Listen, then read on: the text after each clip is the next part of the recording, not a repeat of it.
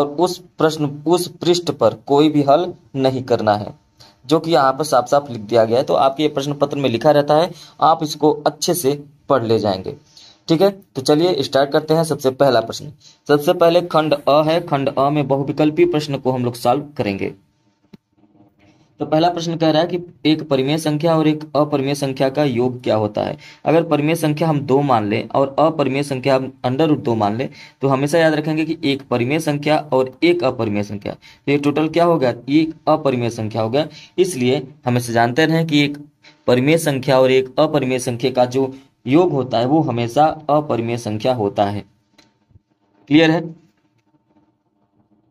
यहाँ पर ये जो नंबर दिए गए हैं इस पे आपको फोकस नहीं करना है, कि रीजन इसका ये है क्योंकि ये आपके एग्जाम का पेपर है, तो वो पेपर सीक्वेंस जो है इस पे लिखा गया, उस पर ध्यान नहीं देना है। दूसरा प्रश्न कह रहा है कि संख्या 156 का अभाज्य गुणनखंड आपको निकालना है। 156 का अभाज्य गुणनखंड सबसे पहले आपको पता होगा कि 2, 3, 5, 7, 9 सॉरी और उसके बाद 11। ऐसे ही अभाज्य संख्याओं से हम लोग गुणनखंड निकालना होता है। 2 से इसको डिवाइड करेंगे और 78 आ जाएगा, फिर 2 से डिवाइड करेंगे तो ये कितना आ जाएगा, 39 आ जाएगा, फिर उसके बाद 3 से जाएगा 13 हो जाएगा, और 13 एक अभाज्य संख्या है। तो टोटल आपके पास निकल के आया 2 गुणे 2 गुणे 3 गुणे 13। तो यहाँ पर देखिए 2 बार है तो 2 स्क्वायर गुणे 3 गुणे 13, तो ये क्या हो जाएगा, तो आप कहेंगे ऑप्शन नंबर बी सही हो जाएगा, ऑप्शन नंबर बी। ठीक है, अब आते हैं तीसरे प्रश्न पे। तीसरा प्रश्न कह रहा है कि 3x प्लस 5y बटे में 3x माइनस 5y बटे में 7 बराबर 7/3 ये दिया है, और x और y का मान निकाल के आप उसका अनुपात निकाल कर बताइए। तो ऐसे प्रश्न में आपको एक तरीका अपनाना पड़ता है। अगर चाहे तो तिर्यक गुणा करके इसको सॉल्व कर सकते हैं, है ना। जैसे तिर्यक गुणा अगर आप सॉल्व करना चाहें तो आप इस तरीके से सॉल्व कर सकते हैं कि पहले 3 का गुणा इस तरफ करेंगे, 3 त्रिका 9x प्लस 15y बराबर 7 त्रिक 21x, मतलब 7 का इधर गुणा करेंगे माइनस 7 बचे 35y। x को इस एक तरफ कर लेंगे और y को एक तरफ, तो यहाँ पर 15y है, ठीक है, और प्लस 35y को इस तरफ करेंगे 35y हो जाएगा बराबर 21x पहले से था, और 9x को उस तरफ ले जाएंगे माइनस 9x हो जाएगा, और 15 और 35 अगर आप जोड़ेंगे तो 35 5 40 10 50y हो जाएगा, और इधर क्या हो जाएगा 21 में से जब आप 9 घटाएंगे तो ये कितना हो जाएगा, 12 हो जाएगा। ठीक है, तो ये 12x हो गया। अब देखिए x बट्टा वाई निकालेंगे, x बट्टा वाई निकालेंगे तो ये आ जाएगा 50 बट्टे में 12, 2 से काट देंगे, 2 छक्का 12, 2 25 में, तो ये 25:6 आ जाएगा, और इसका जो आंसर होगा ऑप्शन नंबर ए सही हो जाएगा।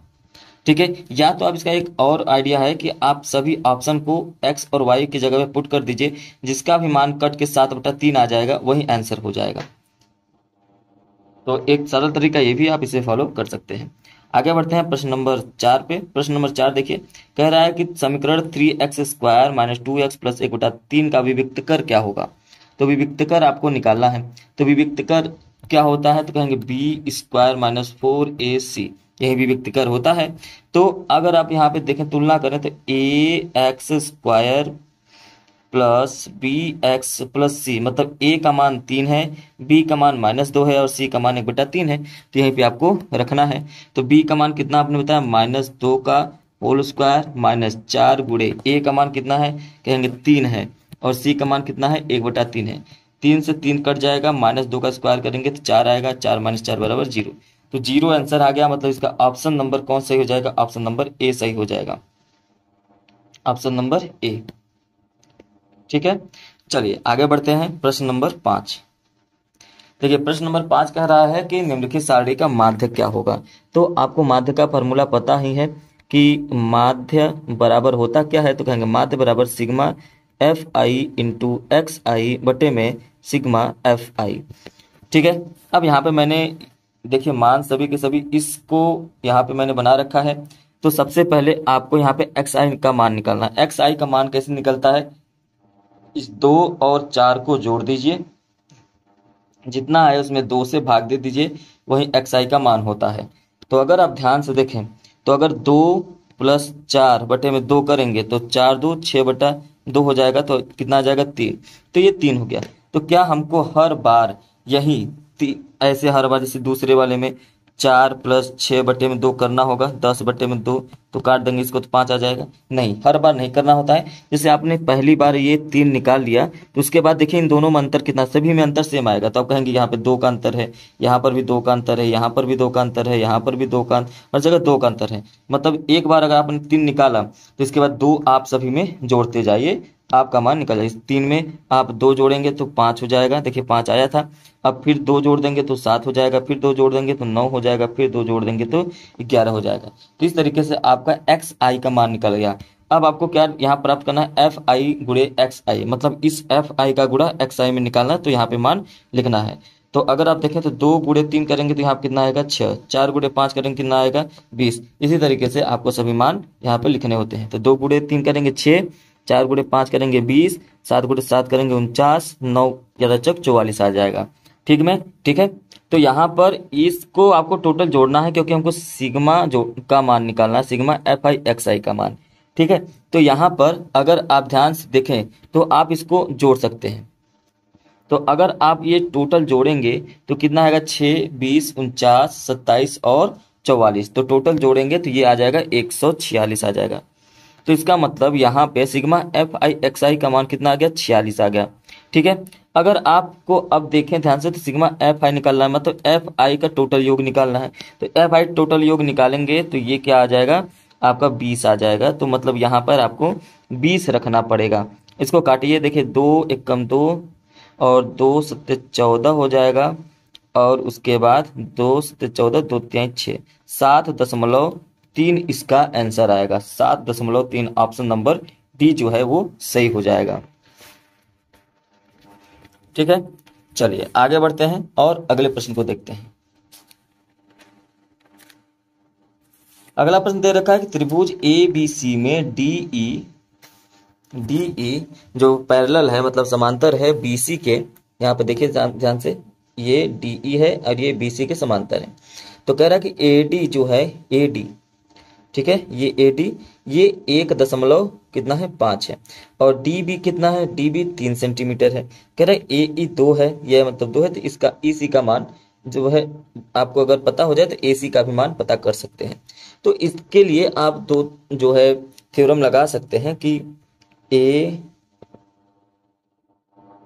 बी बटे में ए डी बराबर ए सी बटे में ए ई, ऐसा फॉर्मूला आप लगा सकते हैं। तो यहाँ पर आप देखेंगे ध्यान से, यहाँ पर थोड़ा समझना पड़ेगा क्योंकि जब आपने ए बी लिखा तो ए बी यहाँ से यहाँ तक हो जाएगा, जो कि 1.5 यहाँ पर है और 3 यहाँ पर है। मतलब आप इसको टोटल जोड़ देना है। जब आप जोड़ेंगे तो कितना हो जाएगा, 3 और 1.5 जोड़ेंगे तो 4.5 हो जाएगा। और ए डी का मान तो आपको साफ साफ दिख रहा है कि ए डी का मान 1.5 दे रखा है, तो 1.5 रख देंगे। 1.5 बराबर AC का मान अगर आप देखें तो AC का मान 2 + x हो जाएगा। अगर आप इसको मान लें x, तो यहाँ पर आप 2 + x रख लीजिए, और AE का मान आपको पता है कि 2 है, तो यहाँ पर आप 2 लिख लीजिए। जब से यहाँ आपने 2 रखा उसके बाद देखिए दशमलव से दशमलव कट जाएगा और 15 × 45 हो जाएगा। अब तिर्यक गुणा कर देंगे तो 6 हो जाएगा, 6 2 + x हो जाएगा, 2 इधर चला आएगा तो क्या हो जाएगा, तो आप कहेंगे कि माइनस में 6 - 2 बराबर x। तो x का मान कितना आ गया 4, x का मान 4 आ गया। ध्यान रखें कि x यहाँ से यहाँ तक है, और आपसे सवाल में AC का मान पूछा है, मतलब यहाँ से लेके यहाँ तक का पूछा है। तो 2 ये 4 तो होगा ही, मतलब AC बराबर AE + EC है। तो AE का मान 2 है और EC का मान आपने जो x माना था वो निकाला 4, तो टोटल आपका आंसर आ जाएगा 6 आ जाएगा। ठीक है, इसका ऑप्शन नंबर ए जो है वो सही हो जाएगा। आगे बढ़ते हैं। अच्छा, इसी में है 7वां प्रश्न। देखिए कह रहा है कि बिंदुओं 2, 3 और 4, 1 के बीच की दूरी कितनी होगी। ठीक है, चलिए देखते हैं इसको, ये थोड़ा सीरियस करते हैं। देखिए आपको पता है कि दूरी बराबर कितना होता है, तो कहेंगे दूरी बराबर √ में x2 - x1 का whole square plus y2 - y1 का होल स्क्वायर, यही होता है। ठीक है, बराबर। अब यहाँ पे √ देखिए ये जो है आपका x1 y1 x2 y2 इस तरीके से मान पता हो जाएगा। तो x2 का मान x1 का मान पता चल गया। x2 का मान 4 है, माइनस x1 का मान 2 है, घटा दीजिए स्क्वायर, प्लस y2 का मान क्या है, कहेंगे 1 है, माइनस y1 का मान कितना है, कहेंगे 3 है, इसको भी घटा दीजिए स्क्वायर कर दीजिए। अंडर रूट में क्या हो जाएगा, 4 में से 2 गया, कितना हो जाएगा, कहेंगे 2, और 2 का स्क्वायर कितना होगा, 4। अब इधर 3 में से 1 गया, माइनस 2 का स्क्वायर करेंगे तो भी 4 आएगा, तो 4 4 कितना हो गया, कहेंगे अंडर रूट में 8, मतलब 2 अंडर रूट 2 आएगा। ये आपका ऑप्शन नंबर बी जो है सही हो जाएगा। ठीक है, चलिए अगला प्रश्न देखते हैं, प्रश्न नंबर 8। प्रश्न नंबर 8 कह रहा है कि यदि द्विघात समीकरण 3x², ध्यान से देखिए, 3x² minus 12x plus m बराबर 0, तो इसके अगर मूल बराबर, जब मूल बराबर होता है तो b² माइनस 4ac बराबर 0 होता है। तो आपको कहा जा रहा है कि यहाँ पर जो ये जो m है इसका मान निकाल के हमको बताइए। तो आप देखिए, अगर आप तुलना करें तो ax² plus B X plus C बराबर 0 होता है। तो यहाँ से अगर आप तुलना करके देखें तो a का मान कितना है, 3 है। इसी तरीके से पूरा मान लिख लेंगे कि a बराबर 3, b बराबर माइनस में 12 और c बराबर m है, जो कि आपको यहाँ पे इस पे रख देना है। तो अगर आप यहाँ पे रखेंगे तो b का मान कितना है, -12 का होल स्क्वायर हो जाएगा, माइनस 4 गुणे a का मान 3 है और c का मान m है बराबर में 0। तो 12 का स्क्वायर करेंगे तो 144 हो जाएगा, माइनस 12m हो जाएगा बराबर 0। 12m को आप उस तरफ भेज दीजिए, 144 बराबर 12m हो जाएगा, और फिर m बराबर क्या हो जाएगा, तो कहेंगे 144 बटे में 12, 12 से काट देंगे डायरेक्ट 12 आ जाएगा, तो m का जो मान आएगा वो क्या हो जाएगा, 12 हो जाएगा। क्लियर। तो इसका मतलब ऑप्शन नंबर कौन सा सही हो जाएगा, ऑप्शन नंबर सी इसका सही हो जाएगा। आगे बढ़ते हैं, प्रश्न नंबर 9 कह रहा है कि 15 और 25 का HCF 5 है। दो संख्या, आपको पहले से ही पता है कि दो संख्याओं का जो गुणनफल होता है वो बराबर होता है मस गुणे लस के बराबर होता है। तो पहली संख्या इसमें 15 दे रखा है, दूसरी संख्या 25 दे रखा है, मस भी 5 दे रखा है और लस आपको नहीं दे रखा है, x मान लीजिए, यही आंसर आएगा।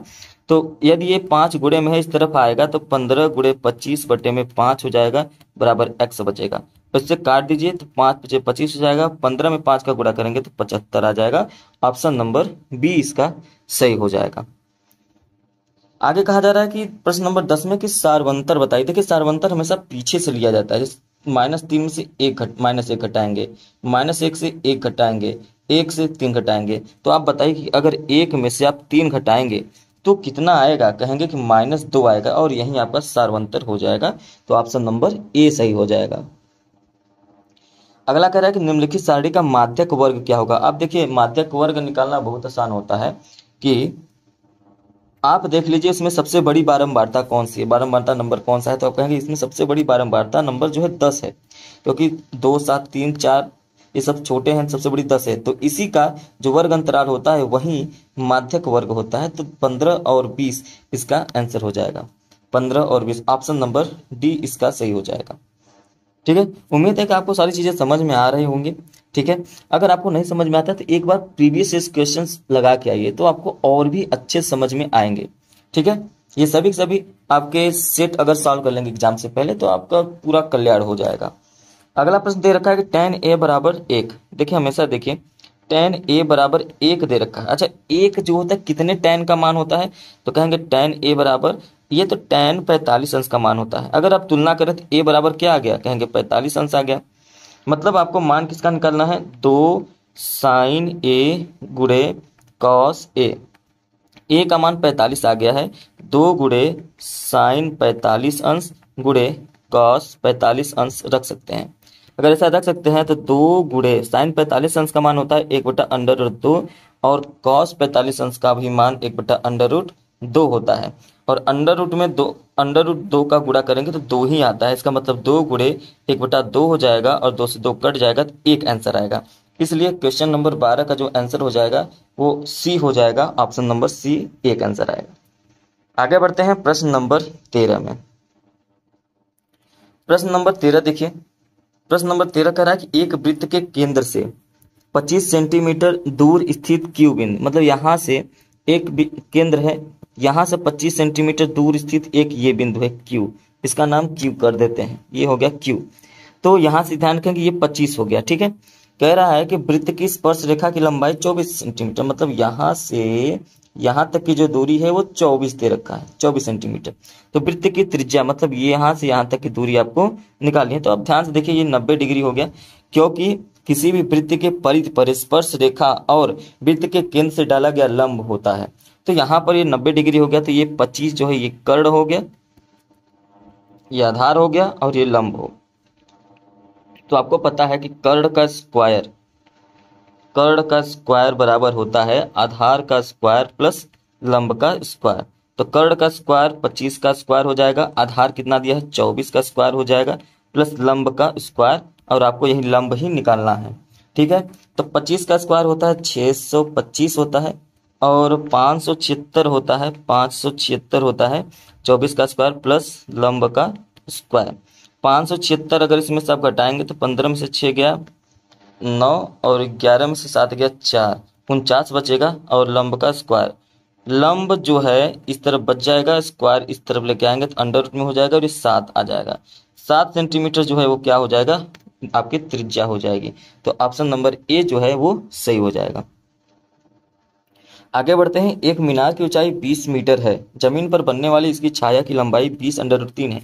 एक मीनार है, ये मीनार हो गया, इधर सूर्य भगवान होंगे, तो इसकी जो छाया बन रही है यहाँ तक बन रही है, ऐसे है ना, इसकी छाया इस तरीके से बन रही है। तो कह रहा है कि 20 मीटर ऊंचाई है, मतलब ये खंबे की ऊंचाई है मीनार की, लेकिन इसकी छाया जो है 20√3 है।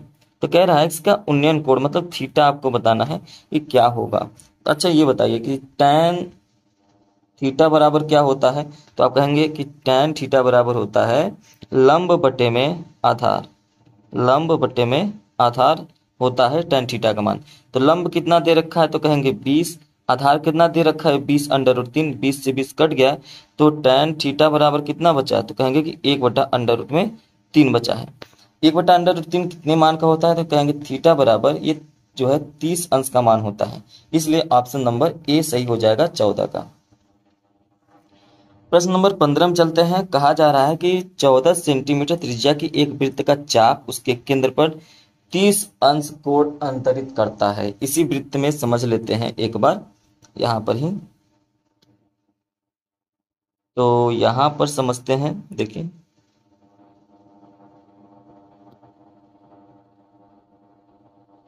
अगर आप यहाँ पे समझेंगे तो सबसे पहले आपको एक वृत्त खंड त्रिज्यखंड बनाना पड़ेगा। तो यहाँ से यहाँ तक एक त्रिज्यखंड बनाइए, यहाँ रख दीजिए, फिर उसके बाद यहाँ से एक और त्रिज्यखंड बनाइए, यहाँ पर रख दीजिए। तो ये त्रिज्यखंड हमारा बन के तैयार हो गया। लेकिन यहाँ पे ये बता रहा है कि ये जो त्रिज्या है ये 14 सेंटीमीटर है, और ये थीटा जो है ये 30 अंश का मान है। तो त्रिज्यखंड आपको बताना है, मतलब ये जो इसके अंदर की जो है ये पूरा आपका क्षेत्रफल बताना है। त्रिज्यखंड का क्षेत्रफल होता क्या है, तो आप कहेंगे कि थीटा बटे 360 गुणे पाई आर स्क्वायर, यही त्रिज्यखंड का क्षेत्रफल होता है। तो थीटा का मान कितना दे रखा है 30 बटे 360 गुणे पाई का मान कितना होता है, तो आप कहेंगे 22 बटे में 7। आर का मान कितना है, तो आर 14 सेंटीमीटर दिया, तो 14 गुणे 14 हो जाएगा। 7 से काटेंगे तो 7 दूना 14 हो जाएगा। ठीक है, 0 से ये कट जाएगा, 3 से काटेंगे इसको तो 3 कम 12 हो जाएगा। फिर इसको 2 से काटिए, 2 छक्का 12 हो जाएगा। फिर 2 से काटेंगे, 2 3 6, 2 7 14 हो जाएगा। अब यहाँ पर टोटल आपके पास क्या बचा, तो आप कहेंगे टोटल हमारे पास जो बच गया वो बच गया 22 गुणे 7 बटे में 3। तो अब यहाँ पे देख लीजिए, तो 7 दूनी 14, 7 दूनी 14, 154 बटे में 3 सेंटीमीटर स्क्वायर कहाँ पर है, कहेंगे ऑप्शन नंबर सी में है। यही आपका क्या हो जाएगा, आंसर हो जाएगा। उम्मीद है कि इतना चीज समझ में आया होगा। आगे प्रश्न में क्या रहा है कि एक जोकर की टोपी है।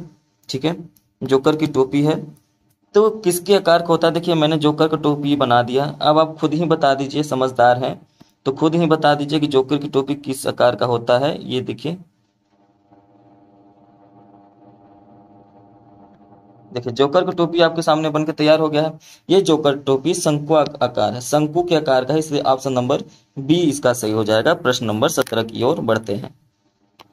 प्रश्न नंबर 17 कह रहा है कि कल्पित माध्य विधि और पग विचलन विधि सरलीकृत किसके रूप है, तो आप कहेंगे ये तो जो है प्रत्यक्ष विधि के रूप है, तो ऑप्शन नंबर बी सही हो जाएगा।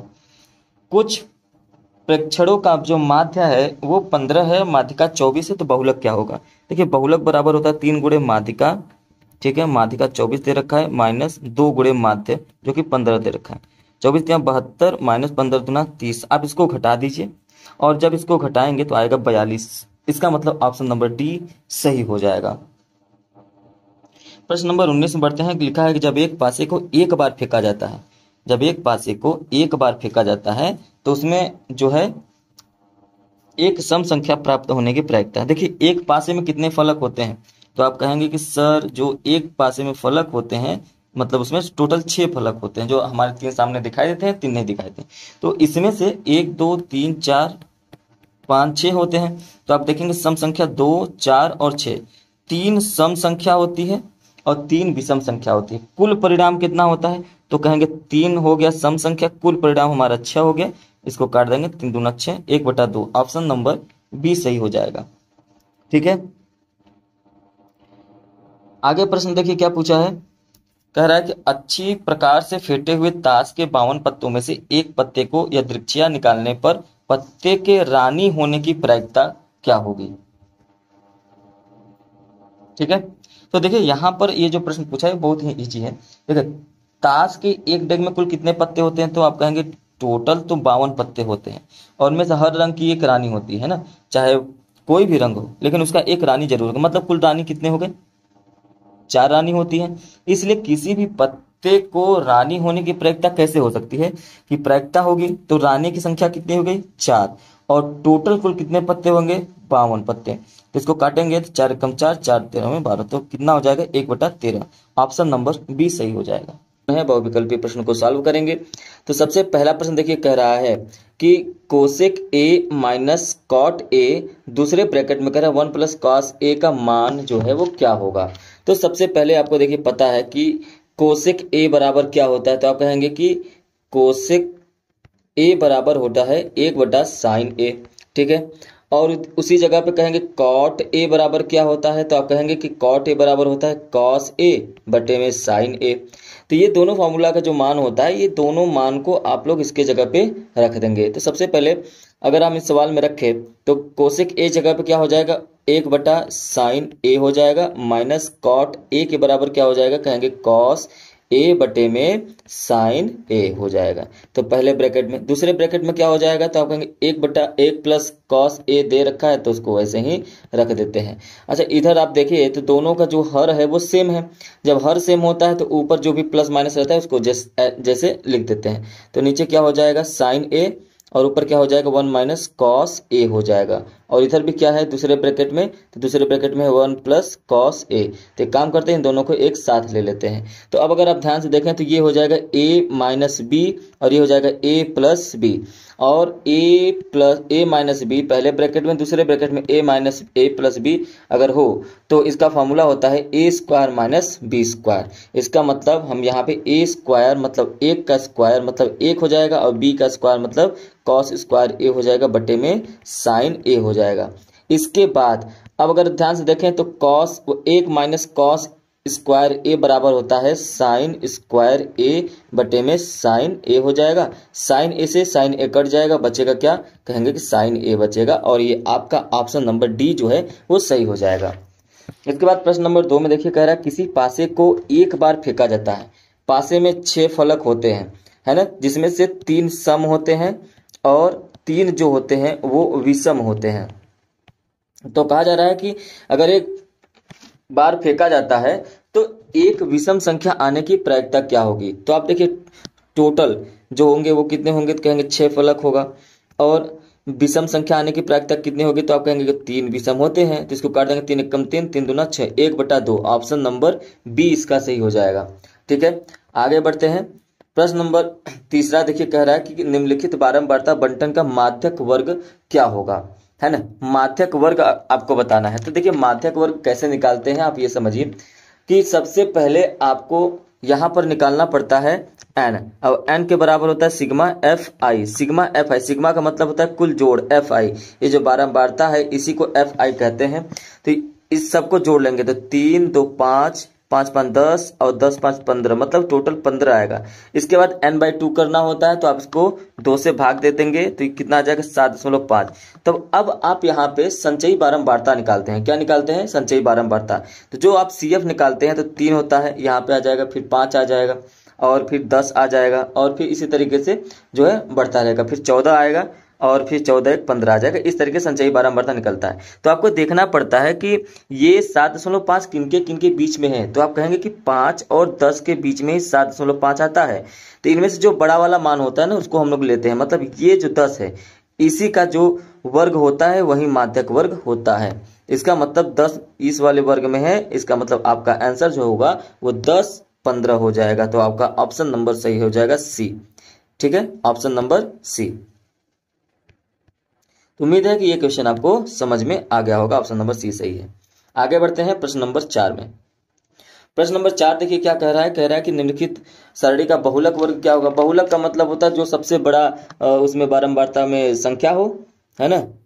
तो इसमें सबसे बड़ा बारंबारता की संख्या में क्या है, तो आप कहेंगे 12 है। तो 12 का क्या है 7 14 है। तो आप कहेंगे इसका ऑप्शन नंबर डी सही हो जाएगा। क्लियर है। चलिए आगे बढ़ते हैं प्रश्न नंबर 5 में।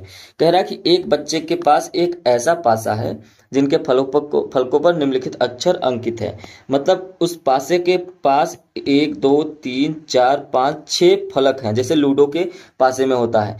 तो उस समय उसमें 1 2 3 नहीं लिखा है बल्कि ABCDE और ए लिखा हुआ है। तो कह रहा है कि अगर इस पासे को एक बार फेंका जाए तो ए आने की प्रायिकता कितनी होगी। तो आप कहेंगे कि ए कितनी बार है, तो आप कहेंगे ए तो 2 बार है, 2 और टोटल फलक कितने हैं, तो आप कहेंगे 6 है ना। इसी तरीके से निकालेंगे तो ये हो जाएगा 2 और बटे में 6 कितना हो जाएगा 2 1 कम 2 2 3 6 1/3। ऑप्शन नंबर बी इसका सही हो जाएगा। ठीक है, आगे बढ़ते हैं। यहाँ पे देखिए प्रश्न नंबर 6 कह रहा है कॉट थीटा बराबर 8/15। तो कॉट थीटा बराबर क्या होता है, तो आप कहेंगे कॉट थीटा बराबर होता है आधार बटे में लंब। आधार बटे में क्या होता है लंब। तो अगर हम एक समकोण त्रिभुज बनाएं तो आधार क्या हो जाएगा, तो आधार तो ये हो जाएगा जहां पर आधार और लंब कितना दिया है 8/15, मतलब आधार जो है वो 8 है और लंब जो है वो 15 है। तो कर्ण तो आप निकाल ही सकते हैं क्योंकि कर्ण का स्क्वायर बराबर होता है आधार का स्क्वायर प्लस लंब का स्क्वायर, यही होता है। तो आप कहेंगे कि 8 का स्क्वायर 64 होगा, 15 का स्क्वायर 225 होगा। इसको अगर आप दोनों को जोड़ दें तो कितना हो जाएगा, ये हो जाएगा 289। तो कर्ण का स्क्वायर था, है ना। तो कर्ण बराबर क्या हो जाएगा, तो कर्ण बराबर हो जाएगा √ में 289 मतलब 17 हो जाएगा। तो आप कहेंगे कि कर्ण जो है वो कर्ण जो है वो 17 हो गया। तो कह रहा है कि साइन थीटा का मान क्या होता है, तो आप कहेंगे कि साइन थीटा बराबर क्या होता है, तो कहेंगे कि साइन थीटा बराबर होता है लंब बटे में कर्ण। लंब बटे में क्या होता है कर्ण होता है। तो लंब कितना है, तो कहेंगे 15 है, तो 15 ऊपर लिख दीजिए। कर्ण कितना है, तो कहेंगे 17 है, 17 लिख दीजिए। 15/17 इसका क्या हो जाएगा आंसर, और ऑप्शन नंबर सी सही हो जाएगा। ठीक, प्रश्न नंबर 7 देखिए कह रहा है कोसेक 60 अंश का मान कितना होता है। तो ये तो याद करने वाली बात है। अगर आपको साइन 60 अंश का मान पता है तो कहेंगे साइन 60 अंश का मान तो √3/2 होता है। तो उसका उल्टा होता है तो क्या हो जाएगा 2/√3। ऑप्शन नंबर ए इसका सही हो जाएगा। आगे बढ़ते हैं प्रश्न नंबर 8 में कह रहा है कोसेक स्क्वायर थीटा बटे सेक स्क्वायर थीटा का मान क्या होगा। क्योंकि यहाँ पर सभी के सभी साइन और कॉस में दे रखे हैं तो कॉट और चेंज हो सकता है। तो आप देखिए आपको पता है कि कोसेक स्क्वायर थीटा का मतलब होता है 1/sin स्क्वायर थीटा हो जाएगा और बटे में क्या हो जाएगा 1/cos स्क्वायर थीटा, है ना। क्यों होगा, क्योंकि आपको पता है कि कोसेक स्क्वायर थीटा बराबर होता है 1/sin square theta, sec square theta बराबर होता है 1/cos स्क्वायर थीटा। जब इन दोनों को ऊपर लेके आएंगे तो ये गुणा हो जाएगा, लेकिन इन दोनों उल्टा हो जाएंगे cos स्क्वायर थीटा बटे sin स्क्वायर थीटा। मतलब अब आप क्या कर सकते हैं, क्या लिखेंगे cos स्क्वायर थीटा बटे sin स्क्वायर थीटा, और ये किसका मान होता है, तो कहेंगे ये होता है cot स्क्वायर थीटा का। ऑप्शन नंबर डी सही हो जाएगा, ऑप्शन नंबर डी। आगे बढ़ते हैं प्रश्न नंबर 9 कह रहा है कि यदि HCF 7 है तो LCM निकालिए। तो इसमें आप दो तरीके से निकाल सकते हैं, चाहे तो दोनों संख्या का गुणनफल, दोनों संख्या दे रखे हैं, दो संख्याओं का गुणनफल बराबर है ना मस गुणे लस। तो LCM आपको पता नहीं है तो 7 को जब आप इस तरफ भेज देंगे तो 35 गुणे 49 बटे में 7 बराबर LCM हो जाएगा। तो 7 से इसको काट देंगे, 7 से 49 हो जाएगा और 35 में आप 7 का गुणा कर देंगे तो कितना आ जाएगा, 245 आ जाएगा। ऑप्शन नंबर सी सही हो जाएगा। अगला प्रश्न है, दो संख्याओं 306 और 657 का HCF मौसा कितना होगा। तो ये सबसे आसान है, तो इसका तो आपको मौसा निकाल लेना है गुणनखंड विधि से। सबसे पहले 306 का निकालेंगे तो ये कितनी, सबसे 2 से जाएगा, 2 एकम 2 है ना, 2 पंचे 10 और 2 3 6 हो जाएगा। फिर ये जो है 3 से जाएगा 51 बार में, और फिर इसके बाद 3 से जाएगा 17 बार में, तो ये 17 आ गया। ठीक है, उसके बाद क्या है, 657 है। 657 को आप गुणनखंडित करेंगे तो सबसे पहले 3 से जाएगा 219 हो जाएगा, फिर उसके बाद ये 3 से जाएगा तो 73 हो जाएगा, और 73 ये हो जाएगा। तो अगर आप ध्यान से देखें तो दोनों में कॉमन क्या है, दोनों में कॉमन देखिए 3 है और 1 और 3 है, मतलब 3 गुणे 3 कॉमन है। तो आप इस तरीके से लिख सकते हैं 2 गुणे 3 गुणे 3 गुणे 17। ये आपको समझने के लिए है, लेकिन एग्जाम में आपको यहाँ पे सिर्फ टिक करना है, तो ये सब लिखने की आवश्यकता नहीं है। तो यहाँ पे 3 गुणे 3 जो है मौसा आएगा, 3 तरीका 9।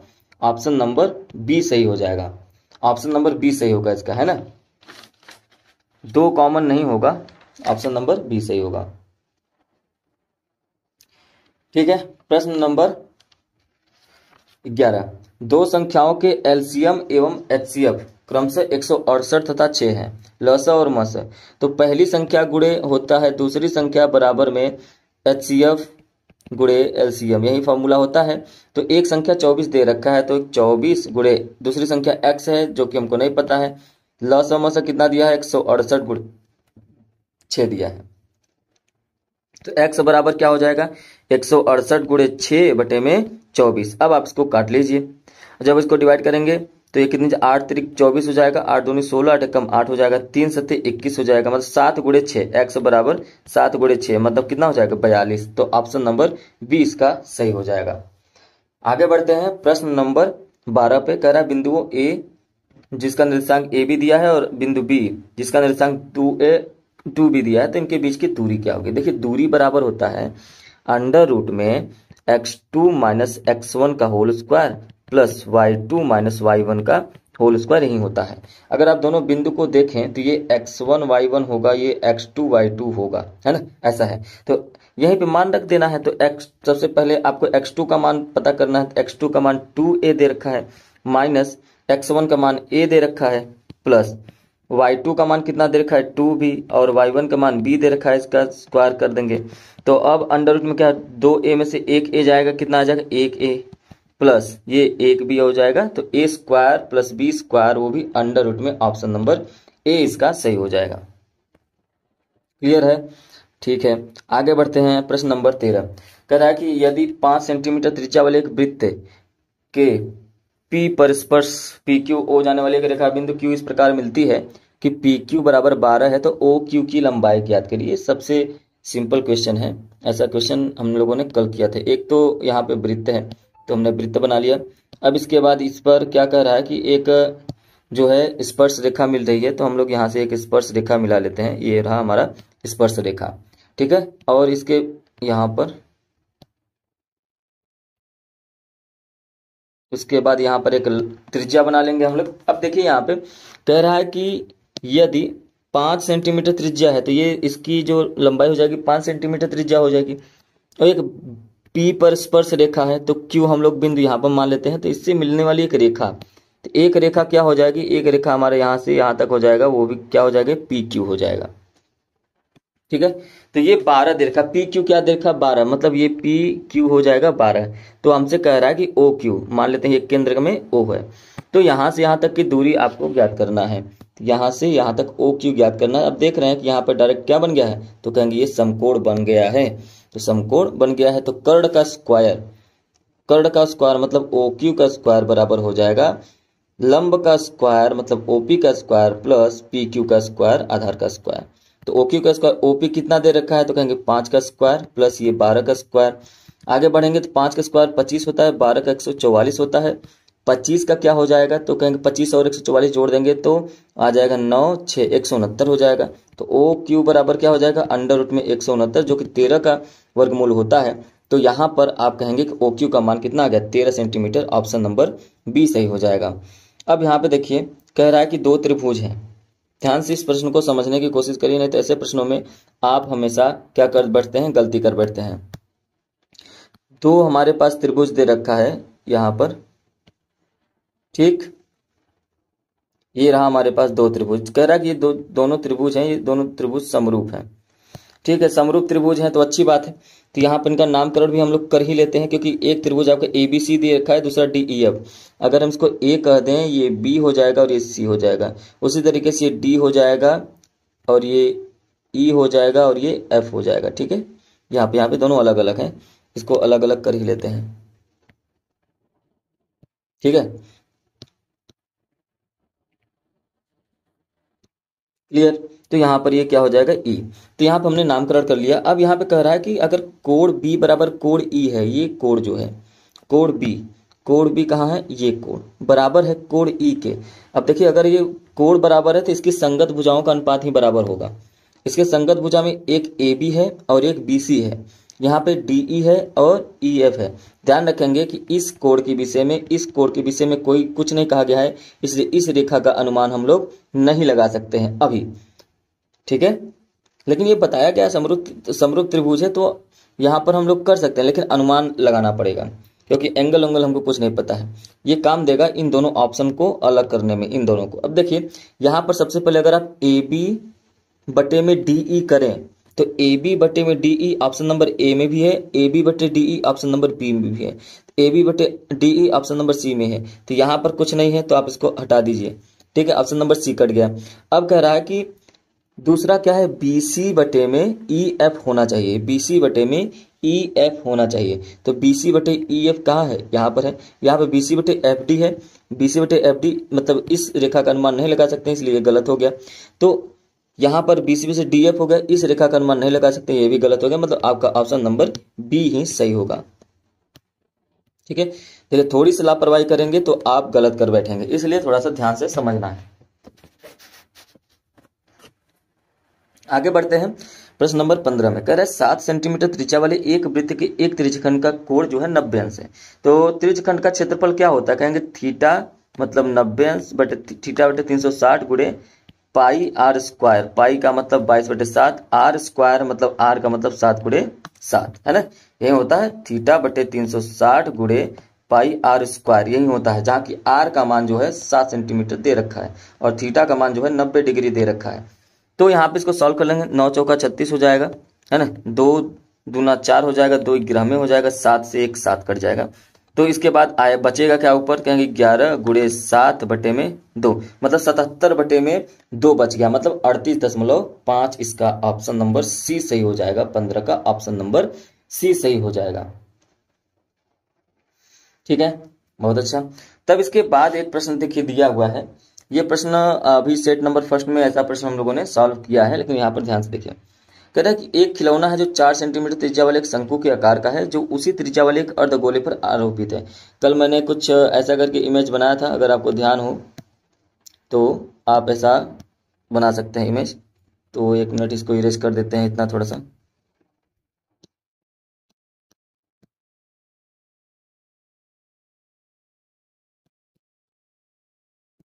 ठीक है, देखिए अब यहाँ पर हमको एक इस तरीके का इमेज बनाना है, तो यहाँ पर हम लोग ये एक तरीके का इमेज यहाँ पर बना लेते हैं।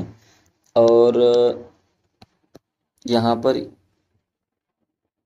क्योंकि यहाँ पर ये देखिए ये क्या है, ये कहेंगे कि ये एक अर्धगोला है, अर्धगोला बनकर तैयार हुआ। लेकिन हमको कह रहा है यहाँ पे देखिए कि एक शंकु के आकार का है जो उसी त्रिज्या वाले एक अर्धगोले पर, ये अर्धगोला है और इसी पर एक जो है इस तरीके से शंकु रखा हुआ है, इस तरीके से। तो इस पे एक शंकु भी रख के देख लेते हैं, है ना। ये देखिए एक शंकु रख के हमने देख लिया, तो ये अच्छी बात है कि एक शंकु उसके ऊपर रख दिया गया, ठीक है। ये देखिए शंकु रख दिया गया उसी त्रिज्या में, मतलब इनकी जो त्रिज्या है वो इस शंकु की भी त्रिज्या, इस शंकु की भी त्रिज्या और इस अर्धगोले की भी त्रिज्या सेम सेम है, ठीक है। प्रश्न बिल्कुल सही समझ में आ गया है। अब कह रहा है कि 4 सेंटीमीटर त्रिज्या है, मतलब यहां से यहां तक की जो दूरी है वो 4 सेंटीमीटर दे रखा है। फिर कह रहा है कि शंकु की तिर्यक ऊंचाई 12 है। शंकु की ये जो तिर्यक ऊंचाई है ये जो दे रखा है ये 12 सेंटीमीटर दे रखा है। कह रहा है कि खिलौने का संपूर्ण पृष्ठ ज्ञात कीजिए। देखिए खिलौने का जो संपूर्ण पृष्ठ बनेगा वो अर्धगोले का वक्र पृष्ठ और इस शंकु का वक्र पृष्ठ का योगफल बनाएंगे तब जाके पूरा देख रहे हैं इमेज बनेगा संपूर्ण पृष्ठ। तो अगर हम इस शंकु के वक्र पृष्ठ की बात करें तो शंकु का वक्र पृष्ठ होता है पाई आर एल, और जोड़ना पड़ेगा इस जो है अर्धगोले का वक्र पृष्ठ, तो अर्धगोले का वक्र पृष्ठ होता है 2 पाई आर स्क्वायर। क्या होता है तो कहेंगे 2 पाई आर स्क्वायर। दोनों में से हम लोग पाई आर कॉमन ले लेंगे तो यहाँ पर एल प्लस जो है 2r बचेगा। देखिए r का मान कितना दे रखा है 4 सेंटीमीटर, और यहाँ पे l का मान जो दे रखा है वो 12 सेंटीमीटर दे रखा है। तो मान रख दीजिए, तो मान रखेंगे, देखिए पाई पाई सब में है तो मतलब पाई का मान हमको नहीं रखना है। तो r का मान कितना है तो यहाँ पर हो जाएगा 4 पाई, l का मान है 12 और यहाँ पे 2r है मतलब 4 दूनी 8 हो जाएगा। तो यहाँ पर होगा 4 पाई, 12 में 8 जोड़ेंगे तो क्या हो जाएगा 20 और 20 चौका 80 पाई हमारा आंसर आ जाएगा। मतलब ऑप्शन नंबर डी इसका सही हो जाएगा। आगे बढ़ते हैं, प्रश्न नंबर 17 को ध्यान से समझिए। प्रश्न नंबर 17 कह रहा है कि द्विघात बहुपद x square plus 7x plus 12 के शून्यांक क्या होंगे। तो इसको आप आराम से निकाल सकते हैं। देखिए कैसे, ये x square plus 7x plus 12 के 2 भाग कर रहे हैं तो 12 के 2 भाग आप 4 और 3 कर दीजिए, इनको जोड़ेंगे तो 7 आएगा। मतलब जहां पर 7 है वहां पर 4 प्लस 3 लिख दीजिए। तो x square plus 4x plus 3x plus 12 हो जाएगा। यहाँ से x कॉमन लेंगे तो x प्लस 4 होगा, यहाँ से आप 3 कॉमन लीजिए x प्लस 4। मतलब एक गुणनखंड बना है x प्लस 4 और दूसरा बना है x प्लस 3। अगर x प्लस 4 के बराबर 0 करेंगे तो x बराबर -4, x प्लस 3 के बराबर 0 करेंगे तो x बराबर -3 आएगा। मतलब -4 और -3 ऑप्शन नंबर ए सही हो जाएगा। प्रश्न नंबर 18 देखिए क्या कह रहा है। प्रश्न नंबर 18 कह रहा है कि रैखिक समीकरण युग्म x प्लस वाई बराबर 14 और x माइनस वाई बराबर 2 है, तो बताइए कि x और y का मान क्या होगा। जब भी आपको ऐसा प्रश्न दे, मैंने कई बार अब पिछले 2024 के भी सेट में बताया हुआ है कि अगर x प्लस वाई बराबर कुछ दे रखा है और फिर इसी x माइनस वाई का दे रखा है, एक बार प्लस का दे रखा हो एक बार माइनस का दे रखा हो, तो प्लस वाले में इन दोनों को जोड़कर 2 से भाग दे दीजिए और माइनस वाले में इन दोनों को घटाकर 2 से भाग दे दीजिए। मतलब अगर आपको x का मान निकालना है तो x बराबर हो जाएगा 14 प्लस 2 बटे में 2 और y बराबर हो जाएगा 14 माइनस 2 बटे में 2। तो 14 2 16 बटे 2 मतलब कितना आएगा कहेंगे 8, और यहाँ पे 14 में से 2 गया 12 बटे 2 में कितना आ जाएगा तो कहेंगे 6। तो 8 और 6 मतलब ऑप्शन नंबर बी सही हो जाएगा। बहुत ही आसान होता है, या तो आप इसे प्रतिस्थापन विधि से या वैकल्पिक विधि से आप इसको सॉल्व कर सकते हैं, कोई दिक्कत नहीं है, लेकिन ऑप्शनल है तो आप ऐसे ही लगाइए। क्लियर है। चलिए प्रश्न नंबर 19 देखिए कह रहा है कि यदि द्विघात समीकरण के x square plus 2√6x plus 3 बराबर 0 के मूल समान है। जब भी मूल समान होता है तो आपको पता होना चाहिए कि बी स्क्वायर माइनस 4ac बराबर 0 होता है। अगर हम यहाँ पे तुलना करने बैठे तो A X square plus B X plus C बराबर 0, जहाँ पर ए का मान k है, b का मान 2√6 है और c का मान 3 है। तो यहाँ पे रख दीजिए b का स्क्वायर मतलब 2√6 का होल स्क्वायर माइनस 4 4 गुणे a का मान कितना है तो कहेंगे k है और c का मान कितना है तो कहेंगे 3 है बराबर में 0। तो 2 दूनी 4 हो जाएगा, गुणे 6 हो जाएगा, माइनस 4 12 k हो जाएगा, ये 24 हो जाएगा बराबर 0।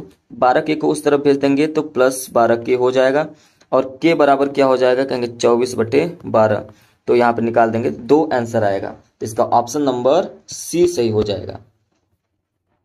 ठीक है, चलिए आगे बढ़ते हैं और यहाँ पर जो है 20वां प्रश्न सॉल्व करते हैं। तो 20वां प्रश्न हमको सॉल्व करने के लिए कह रहा है कि 7वां पद क्या होगा। देखिए जब भी मैंने पिछले क्लास में भी बताया कि जब भी कोई पूछे nवां पद तो आप उसमें से एक माइनस घटा के, जैसे मान लीजिए तीसरा पद पूछे तो a प्लस तीसरा पूछा तो 2d, पांचवा पूछा तो a प्लस पांचवा प्लस 4d, इसी तरीके से एक घटाकर आपको लिखना पड़ता है। तो 7वां पूछा है तो a प्लस क्या हो जाएगा 6d हो जाएगा। अच्छा a का मान कितना है तो कहेंगे -6 है, प्लस 6 गुणे d का मान कितना है तो -4 में से जब आप घटाएंगे -6 तो माइनस माइनस क्या हो जाएगा कहेंगे प्लस, तो -4 प्लस 6 बराबर क्या हो जाएगा 2। तो सर्वांतर मतलब d का जो मान आ गया वो 2 आ रहा है, तो d का जगह पे 2 रख देंगे। ठीक है, अच्छी बात है। -6 प्लस 12, अच्छा 12 में से 6 घटाएंगे तो कितना आएगा कहेंगे 6 आएगा। तो यही 7वां पद हो जाएगा और ऑप्शन नंबर डी इसका सही हो जाएगा, इसमें कोई दो राय नहीं है। बारी है सेट नंबर 3 की। सेट नंबर 3 में बहुविकल्पीय प्रश्न जो दे रखे हैं 2025 के 822 में, उसको ध्यान से देखते हैं। सबसे पहला प्रश्न दे रखा है कि tan थीटा बराबर 3/4, तो cos थीटा का मान ज्ञात करिए। tan थीटा बराबर क्या होता है, तो आप कहेंगे लंब बटे आधार होता है। तो लंब बटे अगर आधार होता है तो यही क्या दे रखा है, 3/4। मतलब अगर आप एक समकोण त्रिभुज बनाएं तो ये लंब जो है वो 3 हो जाएगा, आधार जो है वो आपका 4 हो जाएगा। तो 3 4 5 का रेशियो होता है समकोण त्रिभुज में, इसलिए कर्ण आपका क्या हो जाएगा, 5। तो कह रहा है cos थीटा का मान ज्ञात करिए। तो आप कहेंगे cos थीटा बराबर क्या होता है, तो आप कहेंगे आधार बटे में कर्ण होता है। क्या होता है, आधार बटे में कर्ण। इसलिए आपका आधार कितना दे रखा है, तो कहेंगे 4, और कर्ण कितना हो गया है, 5। तो 4/5 इसका आंसर हो जाएगा, और ये ऑप्शन नंबर ए इसका सही हो जाएगा। चलिए दूसरा क्वेश्चन क्या कह रहा है कि एक पासे को एक बार फेंका जाता है तो एक सम संख्या आने की प्रायिकता क्या होगी। एक सम प्रायिकता अगर आप देखें पासे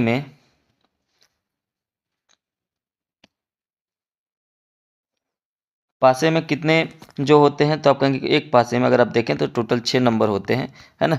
जो आपने लूडो खेला है उसके जो पासे होते हैं उसको समझिए। तो कहेंगे 1 2 3 4 5 6 तक होती है। इसमें से देखिए सम संख्या 2 है, 4 है और 6 है, मतलब टोटल सम संख्या 3 है। और सॉरी, जो सम संख्या 3 है, और टोटल जो नंबर है कुल कितने हैं, 6 हैं। तो आप कहेंगे कि इसको भाग देंगे, 3 एकम 3, 3 दूना 6, तो क्या हो जाएगा, 1/2, और ये ऑप्शन नंबर बी सही हो जाएगा। अगला प्रश्न है कि निम्नलिखित में बारंबारता बंटन माध्यक वर्ग क्या होगा। तो बारंबारता में देखिए सबसे बड़ा अंक क्या है, तो कहेंगे 15। 15 के ऊपर क्या दे रखा है, 20, 30 से ही आपका क्या हो जाएगा आंसर। तो ऑप्शन नंबर सी सही हो जाएगा।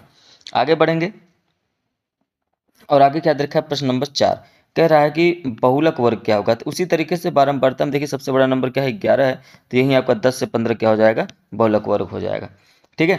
अगला प्रश्न क्या है कि कौन सी घटना की प्रायिकता नहीं हो सकती है। तो आप कहेंगे कि ये -1 नहीं हो सकता, ऑप्शन नंबर बी सही हो जाएगा, क्योंकि प्रायिकता कभी भी ऐसी घटना नहीं दिखाता जो माइनस में हो। अगला प्रश्न है 3 cot a बराबर 4। तो आप ध्यान से इस प्रश्न को एक बार समझिए कि अगर 3 cot a बराबर 4 दे रखा है तो cot a बराबर क्या हो जाएगा, 4/3 हो जाएगा।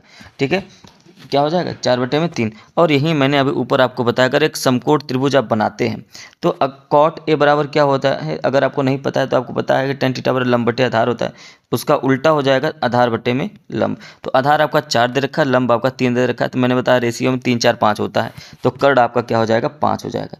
तो आप यहाँ पर ध्यान से समझिए कि हालांकि इसकी ज़रूरत है भी नहीं यहाँ पे। अगर आप यहाँ पे ध्यान से देखें तो cot a बराबर 4/3 दे रखा है, तो tan a बराबर क्या हो जाएगा, क्योंकि इसी का उल्टा होता है तो ये 3/4 हो जाएगा। तो tan a बराबर 3/4 अगर इसका स्क्वायर कर दें तो इस तरफ का भी स्क्वायर हो जाएगा, दोनों तरफ का स्क्वायर कर दें तो कहेंगे कि tan स्क्वायर ए बराबर क्या हो जाएगा, 3 त्रिका 9/4 tan स्क्वायर ए बराबर दिया है 9/16। और आपसे प्रश्न में क्या पूछा है, कह रहा है कि 1 - tan स्क्वायर ए बटे में 1 प्लस tan स्क्वायर ए। हालांकि इसमें फार्मूला लगाने की जरूरत नहीं है, अब डायरेक्ट आप tan स्क्वायर ए का मान पता है, आप रख दीजिए। तो कहेंगे 1 - 9/16 बटे में 1 + 9/16 हो जाएगा। अब आगे हल करेंगे तो 16 एलसीएम लेंगे तो 16 - 9 ऊपर हो जाएगा, फिर बटे में करेंगे, फिर यहाँ से फिर 16 एलसीएम लेंगे तो ये 16 + 9 हो जाएगा। ठीक है, ऊपर 7/16 हो जाएगा, फिर टोटल बटे में 16 9 25/16 हो जाएगा, 16 16 कट जाएगा, और उसके बाद आपका जो आंसर आ जाएगा वो आ जाएगा 7/25, है ना, क्योंकि ये बचा क्या आपका 7/25 बच गया। तो ये आपका आंसर हो जाएगा। आगे बढ़ते हैं, ध्यान से देखिए, कह रहे हैं cos 60 अंश का मान क्या है। अब इतना तो आपको पता ही होगा cos 60 अंश का मान क्या होता है, तो कहेंगे 1/2 होता है। आगे बढ़ते हैं, 8वां प्रश्न कह रहा है कि 1 + cot स्क्वायर थीटा बटे में 1 + tan स्क्वायर थीटा बराबर क्या होता है। तो कहेंगे कि 1 + cot स्क्वायर थीटा बटे में 1 + tan स्क्वायर थीटा बराबर क्या होता है। कहेंगे 1 + cot स्क्वायर थीटा बराबर होता है कोसिक स्क्वायर थीटा, और 1 + tan स्क्वायर थीटा बराबर होता है सेक स्क्वायर थीटा, और कोसेक स्क्वायर थीटा बराबर होता है 1/sin स्क्वायर थीटा, और सेक स्क्वायर थीटा बराबर होता है 1 में कॉस स्क्वायर थीटा। अगर आप इसका जो है गुणा करें तो ये हो जाएगा आपका ये आपका हो जाएगा कॉस स्क्वायर थीटा बटे में साइन स्क्वायर थीटा, है ना, क्योंकि बाहर का बाहर से गुणा हो जाता है, अंदर का अंदर से गुणा हो जाता है, इसलिए कॉस स्क्वायर थीटा ऊपर चला जाएगा और साइन स्क्वायर थीटा नीचे आ जाएगा, तो ये बराबर होता है कॉट स्क्वायर थीटा के। देखिए ऑप्शन में कहाँ पर है, तो कहीं ऑप्शन में डी नंबर पे है और ये आपका सही हो जाएगा। नवा प्रश्न देखिए क्या कह रहा है कि यदि एलसीएम 35 36 जो है वो 315 है तो एचसीएफ ज्ञात कीजिए। देखिए होता क्या है कि पहली संख्या गुणे दूसरी संख्या बराबर में लस गुणे मस होता है। ठीक है, तो पहली संख्या कितनी दे रखी है 35, दूसरी संख्या कितनी दे रखी है 63 और इसका एलसीएम कितना दे रखा है 315 और एचसीएफ आपको नहीं पता है तो एक्स मान लेते हैं।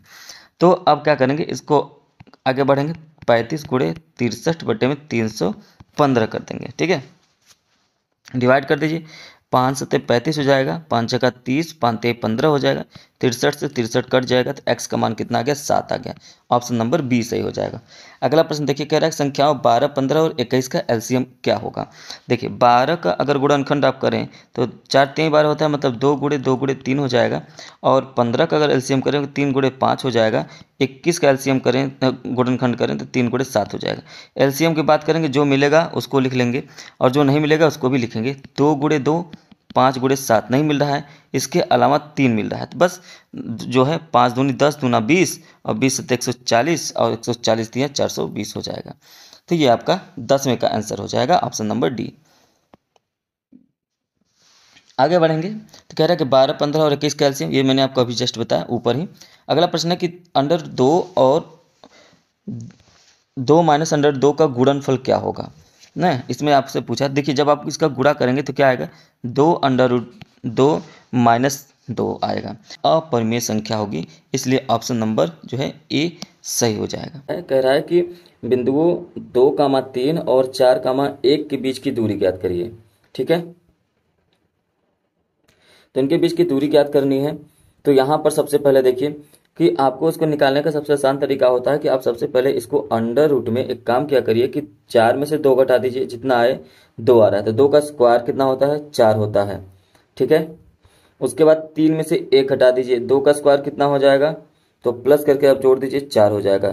तो 4 और 4 कितना हो जाएगा अंडर रूट में 8 हो जाएगा और ये 2 अंडर रूट 2 के बराबर होता है, 2 अंडर रूट 2 के बराबर होता है। ठीक है, बस यहाँ पे ये ध्यान रखना है कि यहाँ पे प्लस माइनस का ध्यान नहीं देखना है। एक बार इसको फिर समझ लीजिए, जब 2 ऐसे बिंदु दे रखे हों तो पहले वाले में से पहले को घटा दीजिए, जितना आए उसका स्क्वायर करके लिख दीजिए अंडर रूट में, इसलिए मैंने 4 लिख दिया। फिर 3 में से 1 घटा दीजिए, अगर मान लीजिए यहाँ पे 1 होता है यहाँ पे 3 होता है तो कोई फर्क नहीं पड़ता, क्योंकि आपको बड़े में से छोटा बस घटा देना है। तो यहाँ पे क्या हो जाए उसका भी स्क्वायर कर दीजिए, 2 ही आएगा तो उसका भी हमने स्क्वायर कर दिया, तो ये कितना हो गया, तो कहेंगे कि 4 होगा। 4 4 कितना हो जाएगा 8 हो जाएगा, ये 2 अंडर रूट 2 के बराबर हो जाएगा, इसलिए इसका ऑप्शन नंबर कौन सही हो जाएगा, ऑप्शन नंबर सी सही हो जाएगा। क्लियर, चलिए आगे बढ़ते हैं कि यदि एक 5 सेंटीमीटर त्रिज्या वाले एक वृत्त के बिंदु पी पर स्पर्श रेखा पी क्यू, यहाँ पे पहले से एक वृत्त बना लेते हैं। ये देखिए हमारा एक वृत्त बन के तैयार हो गया और कह रहा है इस वृत्त पे देखिए क्या क्या कह रहा है कि इस वृत्त पर 5 सेंटीमीटर इसकी त्रिज्या है। तो पहले तो इसकी 5 सेंटीमीटर त्रिज्या बना लेते हैं, 5 सेंटीमीटर यहाँ से यहाँ तक त्रिज्या हो गई, 5 सेंटीमीटर त्रिज्या है। अब इसके बाद यहाँ से यहाँ तक भी वृत्त बना लेते हैं, क्योंकि ये वाला हमको डिलीट करना पड़ेगा। ये त्रिज्या हो गई।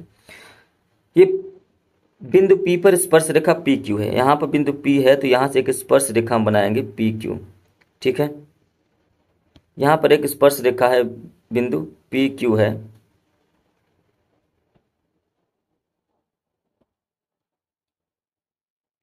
एक रेखा क्यू से इस प्रकार मिलती है कि ओ क्यू बराबर 12। अब यहाँ पर देखिए ध्यान से, ठीक है, यहाँ पर भी एक लाइन मिल रही है ऐसे जो कि ओ क्यू है, इसलिए ध्यान से देखिए यहाँ पर ये बिंदु ओ मान लेते हैं, ये क्यू मान लेते हैं, ये स्पर्श रेखा बिंदु पर पी है। तो ये त्रिज्या तो 5 सेंटीमीटर है, ओ क्यू जो है वो 12 सेंटीमीटर दे रखा है। तो आपसे पी और क्यू की लंबाई पूछ रहा है। तो अब अगर आप ध्यान से देख रहे होंगे तो ये जो स्पर्श रेखा है इस पर ये 90 डिग्री का कोण बनाता है, मतलब ये एक समकोण होता है। तो कर्ण का स्क्वायर बराबर क्या होता है, तो आप कहेंगे कर्ण का स्क्वायर बराबर होता है आधार का स्क्वायर प्लस लंब का स्क्वायर, मतलब 5 का स्क्वायर। तो 12 का स्क्वायर 144 होता है, माइनस में 5 का स्क्वायर 25 कर देंगे तो पी क्यू का स्क्वायर बचेगा। अब यहाँ पे इसको घटाएंगे तो 119 हो जाएगा, इसको घटाएंगे तो कितना हो जाएगा, कहेंगे कि 119 हो जाएगा। एक मिनट, तो ये क्या हो गया 119 हो गया।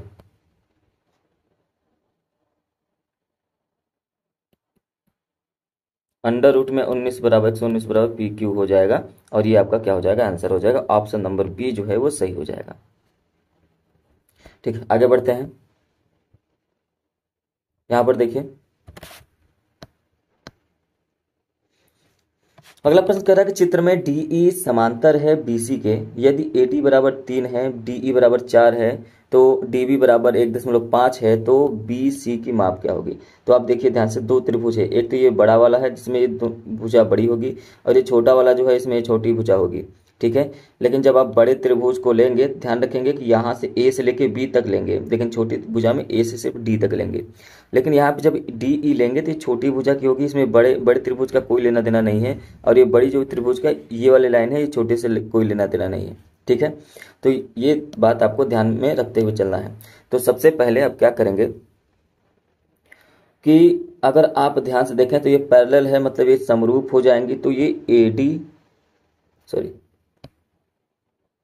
ए बी बटे में क्या हो जाएगा, ए डी बराबर कर देंगे तो ए सी बटे में क्या हो जाएगा, ए ई, है ना। लेकिन अब ध्यान से देखिए, तो एक और आपको बनेगा डी ई बटे में, सॉरी सॉरी सॉरी,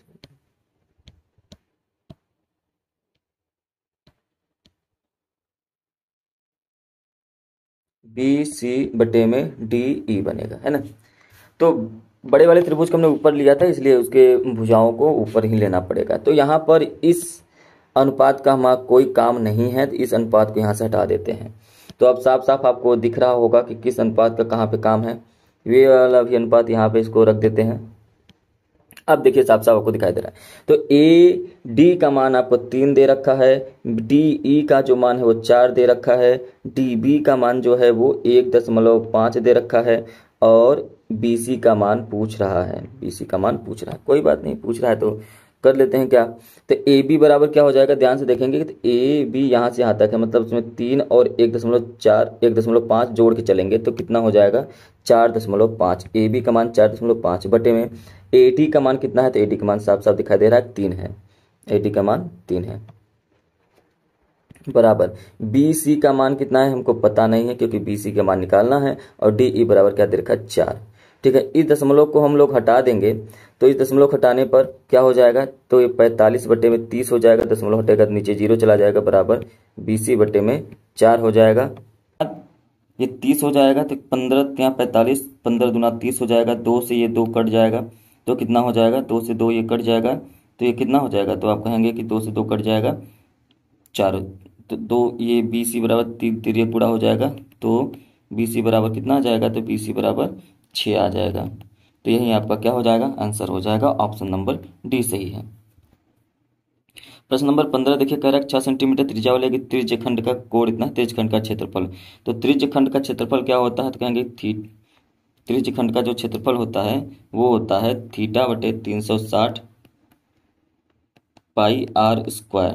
तो थीटा का मान कितना दे रखा है, 60 बटे 360 गुणे पाई का मान तो ऑप्शन में ही है, आर का मतलब 6 गुणे 6। तो अगर आप देखें तो 0 से 0 कट जाएगा, और इस 36 से ये कट जाएगा पूरा, और बचेगा क्या, 6 पाई बचेगा। तो ऑप्शन नंबर सी इसका सही हो जाएगा। ठीक है, अगला प्रश्न देखिए, कह रहा है 10 सेंटीमीटर भुजा वाले 2 घनों को संलग्न किया जाए, मतलब 2 घन आपको बनाने हैं। एक घन देखिए इस तरीके से, ये एक घन है ना, जिसके सभी साइड बराबर हैं, लेकिन यहीं पे कह रहा है कि एक और घन अगर इसमें मिला दिया जाए, कितने का, तो आप कहेंगे कि वही साइड जो इस पहला वाला है। अगर आप ध्यान से देखें तो पहले 10 सेंटीमीटर भुजा वाले 2 घन, तो यहाँ से यहाँ तक की जो दूरी थी वो 10 थी, फिर यहाँ से यहाँ तक की दूरी जो 10 है, तो ये टोटल यहाँ से यहाँ तक की दूरी कितनी हो गई, तो आप कहेंगे 10 10 10 20 हो जाएगी। ठीक है, ये 10 था, ये 10 था, लेकिन टोटल यहाँ से यहाँ तक की दूरी 20 हो गई, लेकिन ये दूरी कितनी होगी, ये वाली दूरी, तो कहेंगे ये 10 ही रहेगा, और ये जो है 10 ही रहेगा।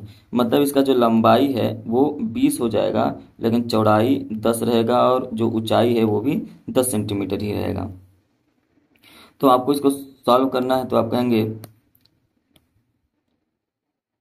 कि घनाभ का जो होता है वो पृष्ठीय क्षेत्रफल क्या होता है, तो कहेंगे घनाभ का पृष्ठीय क्षेत्रफल होता है 2 ब्रैकेट में L B plus B H plus H L होता है।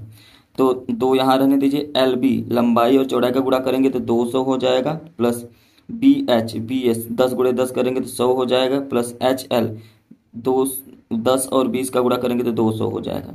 तो आप कहेंगे कि 2 गुणे 500 हो जाएगा और ये 1000 आ जाएगा, 1000 सेंटीमीटर स्क्वायर आ जाएगा। तो ऑप्शन नंबर डी सही हो जाएगा। ठीक है, प्रश्न नंबर 16 हो गया। आगे बढ़ते हैं प्रश्न नंबर 17 में। प्रश्न नंबर 17 कह रहा है कि द्विघात बहुपद है 6x² माइनस 7x माइनस 3, ये आपका द्विघात बहुपद दे रखा है। इसके शून्य का आपको निकालने हैं, कोई बात नहीं, 18 निकाल लीजिए। तो 18 का 2 फैक्टर हमको निकालना है।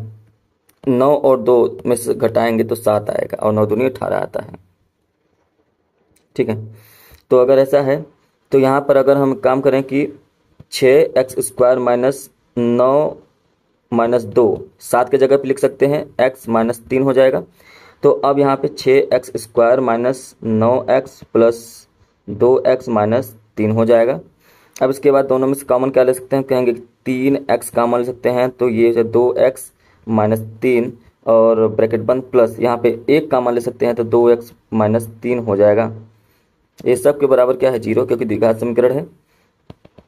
तो यहाँ पर 3x प्लस 1 ब्रैकेट में और दूसरे में हो जाएगा 2x माइनस 3 बराबर 0।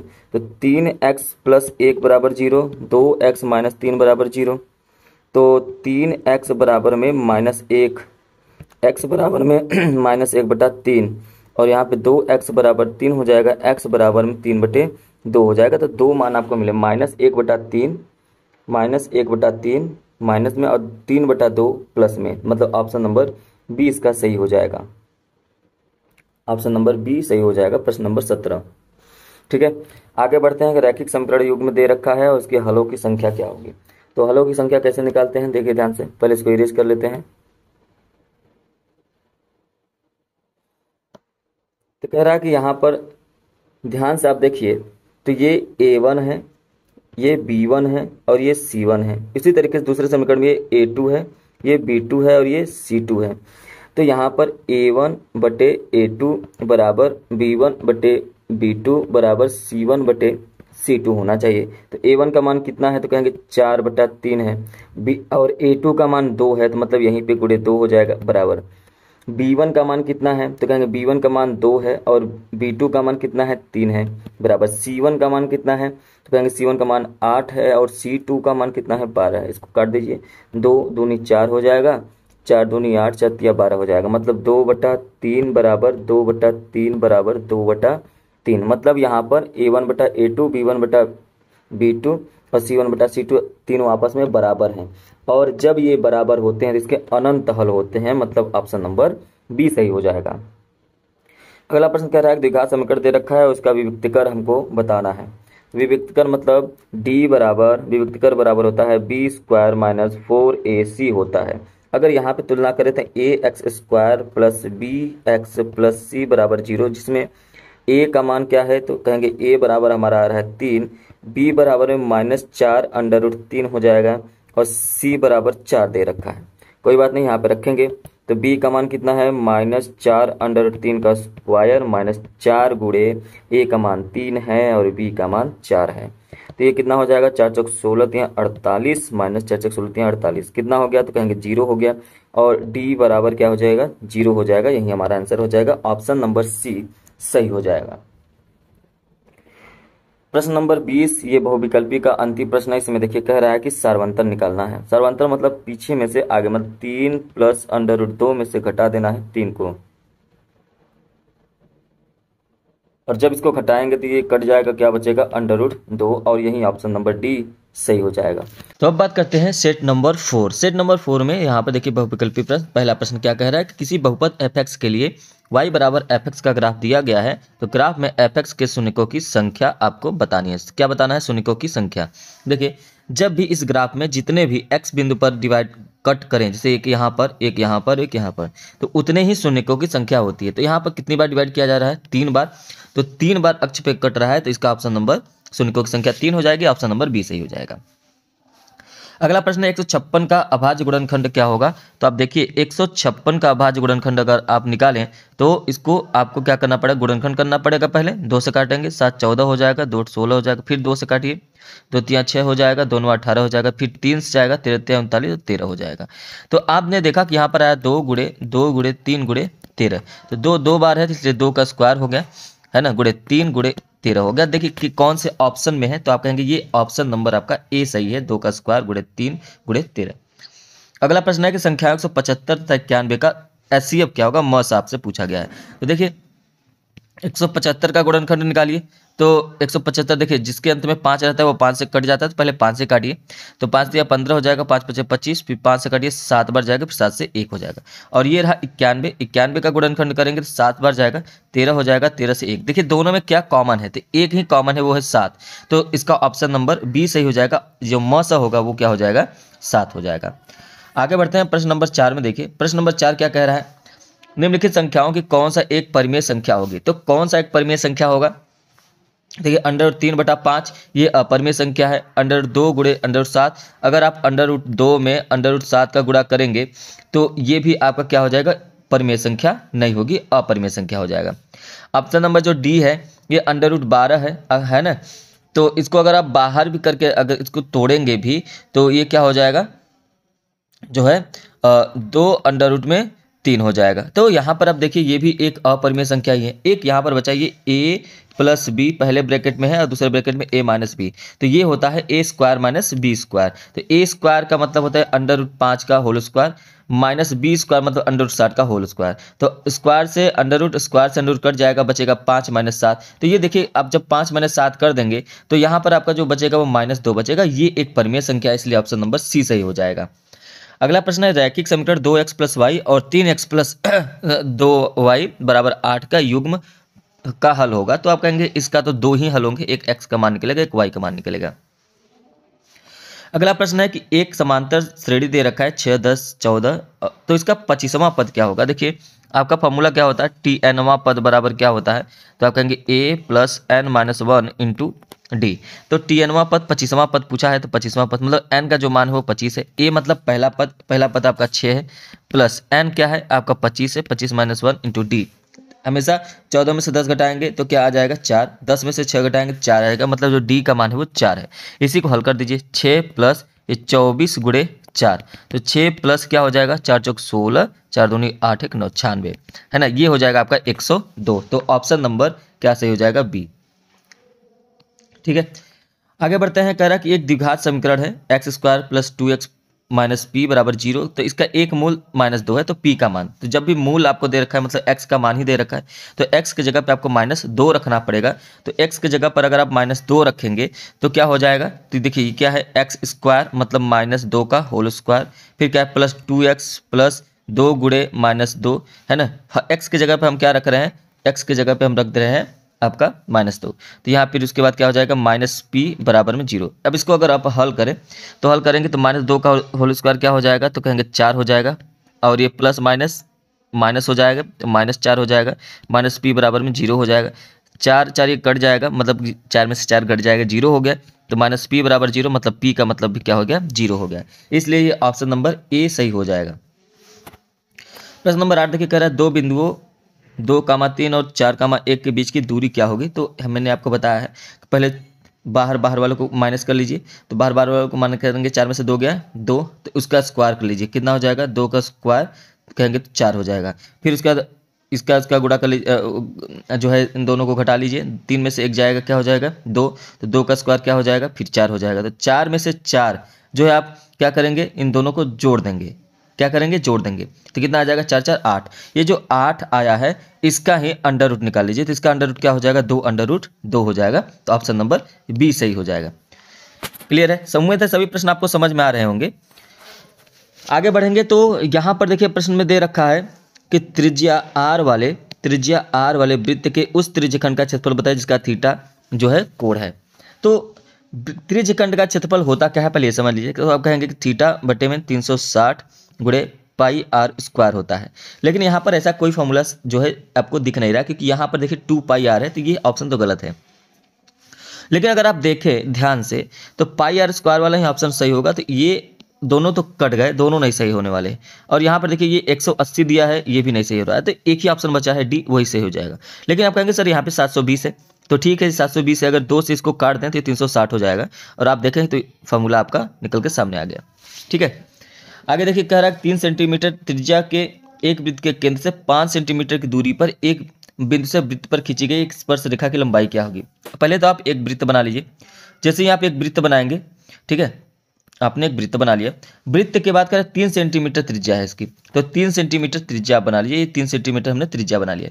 इसके केंद्र से 5 सेंटीमीटर दूरी पर स्थित किसी एक बिंदु पर वृत्त की स्पर्श रेखा की लंबाई क्या होगी, ये है। और यहाँ पर एक बाहर बिंदु से ये 5 है और ये आपका 3 है, तो समकोण ये बनेगा, क्योंकि जब भी स्पर्श रेखा खींची जाती है तो केंद्र से उस पर लंब बनता है। तो यहाँ पर अगर ये लंब बना तो ये समकोण त्रिभुज बन गया। समकोण त्रिभुज में होता क्या है, तो कहेंगे कर्ण का स्क्वायर बराबर जो है लंब का स्क्वायर प्लस आधार का स्क्वायर, आधार को x मान लेते हैं, x का स्क्वायर। तो 5 का स्क्वायर 25, 3 का स्क्वायर 9 होगा, इस तरफ जाएगा तो -9 हो जाएगा, x स्क्वायर स्क्वायर इस तरफ भेज देंगे तो माइनस अंडर रूट में 16 हो जाएगा, 25 में से 9 घटाएंगे 16 बराबर x। तो अंडर रूट 16 का मतलब क्या हो जाएगा, 4 हो जाएगा, इसलिए x का मान आ गया आपका 4। क्लियर है। अगला है कि कोण P का मान क्या होगा। प्रश्न नंबर 11 कह रहा है कि कोण P का मान क्या होगा, मतलब ये जो कोण P है इसका मान पूछा जा रहा है। ठीक है, देखिए अगर आप ध्यान से देखें, अगर आप ध्यान से यहाँ पर एक चीज़ देखें तो आपको समझ में आएगा कि जो B है, B के सामने 60 है, जो A है, A के सामने 80 है, लेकिन इन दोनों के बीच में 3.8 है। 3.8 देखिए यहाँ पे 6 है तो ये 12 है, इसका 2 गुना हो गया। 6 अंडर रूट 3 है ना, 6 अंडर रूट 3 है तो 3 अंडर रूट 2, 3 का जो है 2 गुना हो गया है। और ये रहा आपका 3.8, ये 3.8 का 2 गुना हो गया है। ठीक है, अब यहाँ पर अगर ये 2 गुना हो गया, इसका मतलब ये जो A है ये हो जाएगा, जो B है ये हो जाएगा। ऐसे रेशियो मानते हैं क्योंकि इन्हीं दोनों के बीच में AB रखा गया है इस तरफ, तो इन दोनों का समानुपात ऐसे हो जाएगा। ठीक है, अच्छी बात है, तो हमको AB पता चल गया। तो ये जाहिर सी बात है कि ये आपका हो सकता है कि 80 अंश हो जाए और ये हो जाएगा आपका 60 अंश। तो 80 और 60 हो गया, तो क्योंकि ये दोनों समरूप है ना, क्योंकि समानुपात हो रहा है, इनका रेशियो जो है, उनके रेशियो का जो अनुपात का मान है वो बराबर है। तो यहाँ पर 80-60 हो गया और टोटल 180 अंश होता है त्रिभुज के तीनों कोणों का मान। तो 180 अंश हो गया तो 80-60 कितना होता है, तो कहेंगे 140 होता है। 180 में से घटा दीजिए कितना आ जाएगा, 40 आ जाएगा। तो ऑप्शन नंबर बी इसका सही हो जाएगा। ठीक है, आगे बढ़ते हैं। प्रश्न नंबर 12 कह रहा बंटन का माध्यिका वर्ग। अब देखिए माध्यिका वर्ग पूछा है, मैंने आपसे पहले बता रखा है कि आप जो है सबसे बड़ा अंक इसमें ढूंढिए। 18 है, 18 के सामने क्या है 20-30, यही आपका ऑप्शन नंबर ए सही हो जाएगा। इसके बाद क्या है कि यदि साइन थीटा बराबर कॉस थीटा, तो आपको दिमाग में होगा कि साइन थीटा मतलब साइन 45 अंश का मान कितना होता है, 1/√2। साइन कॉस 45 अंश का मान कितना होता है, 1/√2। तो इसका मतलब साइन 45 अंश कॉस 45 अंश बराबर होते हैं, इसलिए यहाँ पर थीटा का जो मान होगा 45 अंश हो जाएगा। कॉस 0 अंश का मान कितना होता है, कहेंगे कॉस 0 अंश का मान 1 होता है। इसमें तो कुछ जानता आपको सोचना नहीं है। प्रश्न नंबर 15 कह रहा है tan 2a बराबर 1। अब आप एक बात यहाँ से समझिए, ऐसे प्रश्नों को ऐसे सॉल्व कर सकते हैं। tan 2a बराबर 1, तो आज ये जो 1 दे रखा है tan 45 अंश का ही मान होता है, tan 45 अंश का मान रख देंगे। ऐसा क्यों कर रहे हैं, क्योंकि tan से tan हट जाएगा, तो हम कंपेरिजन करेंगे, तुलना कर लेंगे, तो 2a बराबर क्या हो जाएगा 45 हो जाएगा। तो a बराबर क्या हो जाएगा 45/2। 45/2 का मतलब होता है 22.5, इसलिए ऑप्शन नंबर बी सही हो जाएगा। sec a plus tan a और ब्रैकेट में दे रखा है 1 - sin a, इसका मान क्या होगा, इसको थोड़ा सा सॉल्व करेंगे हम लोग। ठीक है, इसको क्या करेंगे, सॉल्व करेंगे, ध्यान समझिए। देखिए सबसे पहले सेक ए का मान क्या होता है, तो आप कहेंगे सेक ए, ये जो सेक ए दे रखा है इसका मान होता है 1/cos a plus tan a का मान होता है sin a बटे में cos a। ठीक है, ये पहले ब्रैकेट में हो गया। दूसरे ब्रैकेट में क्या है 1 - sin a, 1 - sin a रहने दीजिए, 1 - sin a रहने देते हैं यहाँ पे।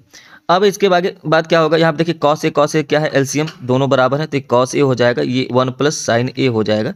और इधर ब्रैकेट में आप देखें तो 1 - क्या है sin a हो जाएगा। तो यहाँ पर देखिए ये वाला जो मान है ये a + b और a - b ब्रैकेट में हो जाएगा, तो ये इसका फॉर्मूला होता है a² - b²।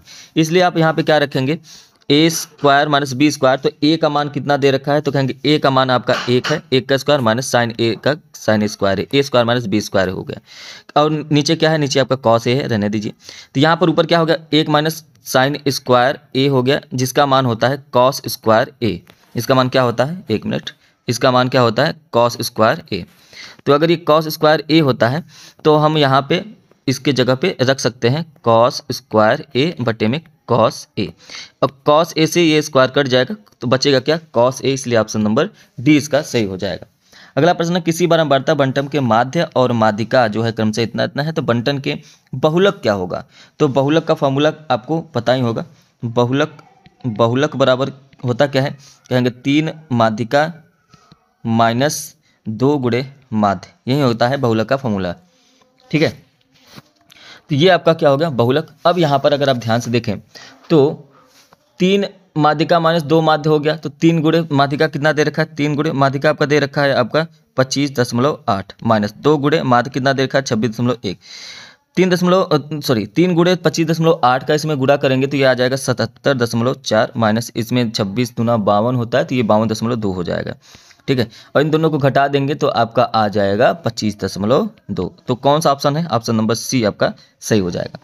अगला प्रश्न नंबर 18 क्या कह रहा है, बहुलक वर्ग। बस देखिए सबसे बड़ा कौन है 12 है, इसके सामने क्या है 10-15, तो आपका 10-15 कहाँ पे, ऑप्शन नंबर डी आपका सही हो जाएगा। आगे बढ़ते हैं प्रश्न नंबर 19। किसी आयताकार खेत की क्षेत्रफल 30 मीटर स्क्वायर है क्षेत्रफल। अब देखिए अगर एक आयताकार खेत है तो इस तरीके होगा, ये लंबाई हो जाएगा, ये चौड़ाई हो जाएगा। ठीक है, तो उसका जो क्षेत्रफल होता है लंबाई गुणे चौड़ाई, यही आपका 30 दे रखा है। यदि उसकी लंबाई उसकी चौड़ाई से चौड़ाई x, तो यहाँ पर अब देखिए ये यहाँ पर आपको साफ साफ बता रहा है कि जो लंबाई है वो चौड़ाई आपको पता चल गया, क्योंकि जो उसकी चौड़ाई x से 1 मीटर अधिक है। चौड़ाई अगर x है तो ये x प्लस 1 है।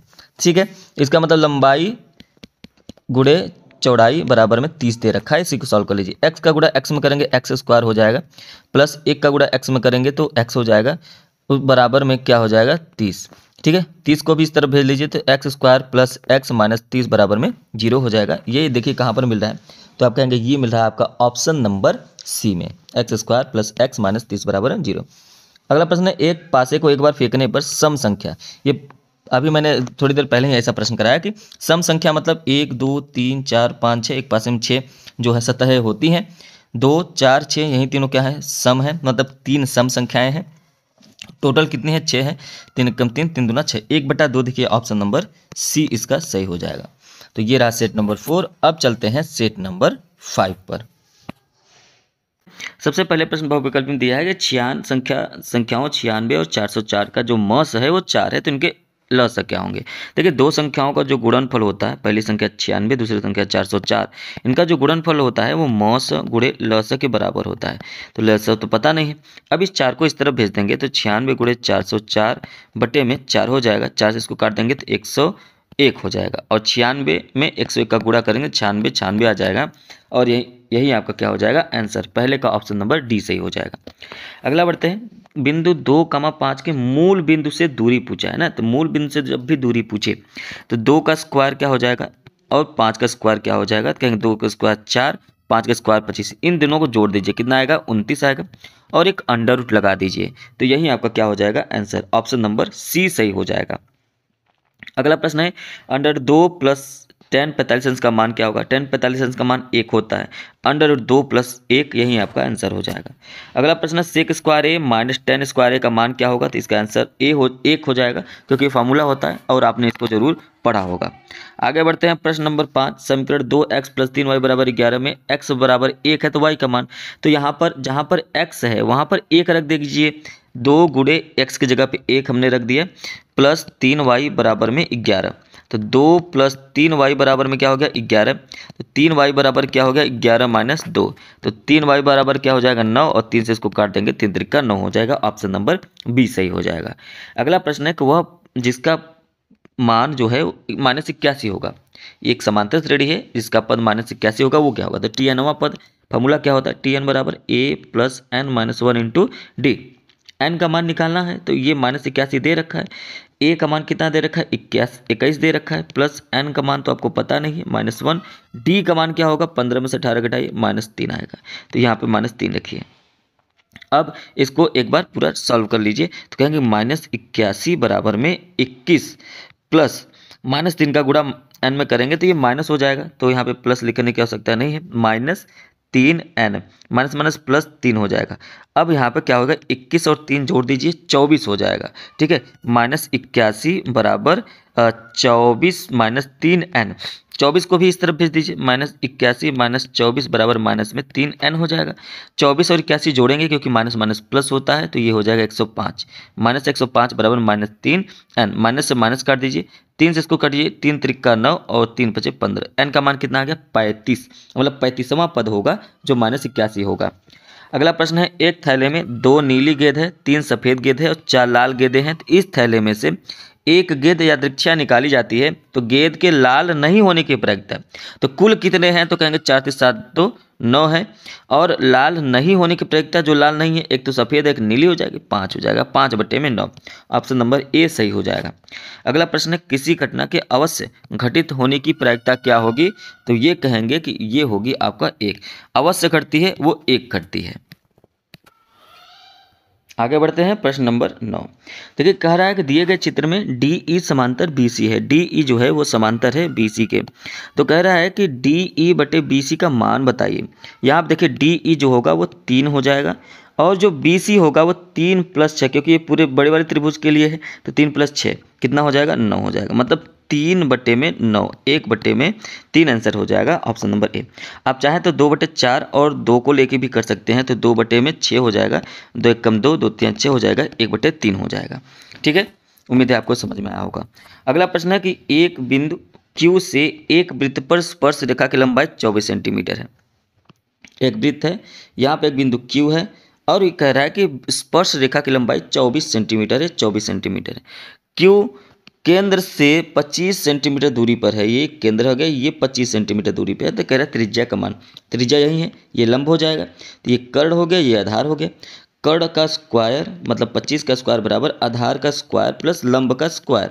लंब मतलब यही त्रिज्या। ठीक है, तो एल का मान निकालेंगे, मतलब त्रिज्या का मान निकल जाएगा। 25 का स्क्वायर 625 होता है, माइनस 24 का स्क्वायर 576 होता है, बराबर में क्यों माइनस क्यों कर दिया, क्योंकि हमने इसको इस तरफ भेज दिया था, इसलिए माइनस हो गया एल स्क्वायर। अब यहाँ पे घटाइए, 15 में से 6 गया 9 आ जाएगा, और ये क्या हो गया, 11 में से 7 गया 4 49 आ जाएगा एल स्क्वायर। तो एल का मान कितना हो जाएगा, √49 मतलब 7 आ जाएगा। तो 7 हो जाएगा आंसर 10 का, ऑप्शन नंबर ए सही हो जाएगा।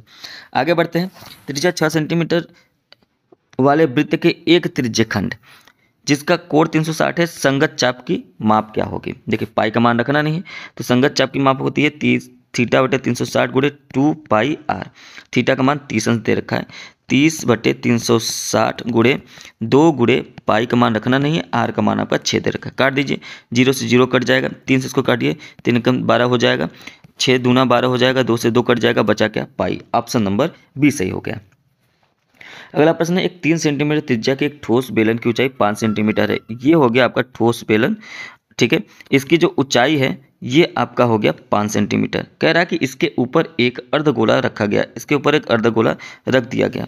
ठीक है, तो त्रिज्या तो वही होगी, मतलब इसकी ऊंचाई और त्रिज्या सेम होगी, क्या होगी, 3 सेंटीमीटर होगी। ठीक है, अब यहाँ पे कह रहा है, तो आप बताइए कि इस ठोस का कुल पृष्ठीय क्षेत्रफल। तो पहले बेलन का पृष्ठीय क्षेत्रफल आपको पता होना चाहिए, जो कि 2πrh होता है, और उसमें जोड़ दीजिए इस अर्धगोले का वक्रपृष्ठ या पृष्ठीय क्षेत्रफल 3πr²।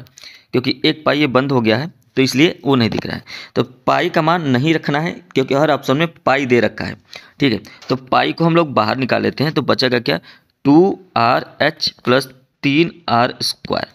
तो पाई बाहर रहेगा, 2 गुणे आर का मान कितना है, 3 है, एच का मान कितना है, 5 है, प्लस 3 गुणे आर का मान कितना है, 3 है, 3 त्रिका 9 हो जाएगा, क्योंकि आर का स्क्वायर हो जाएगा।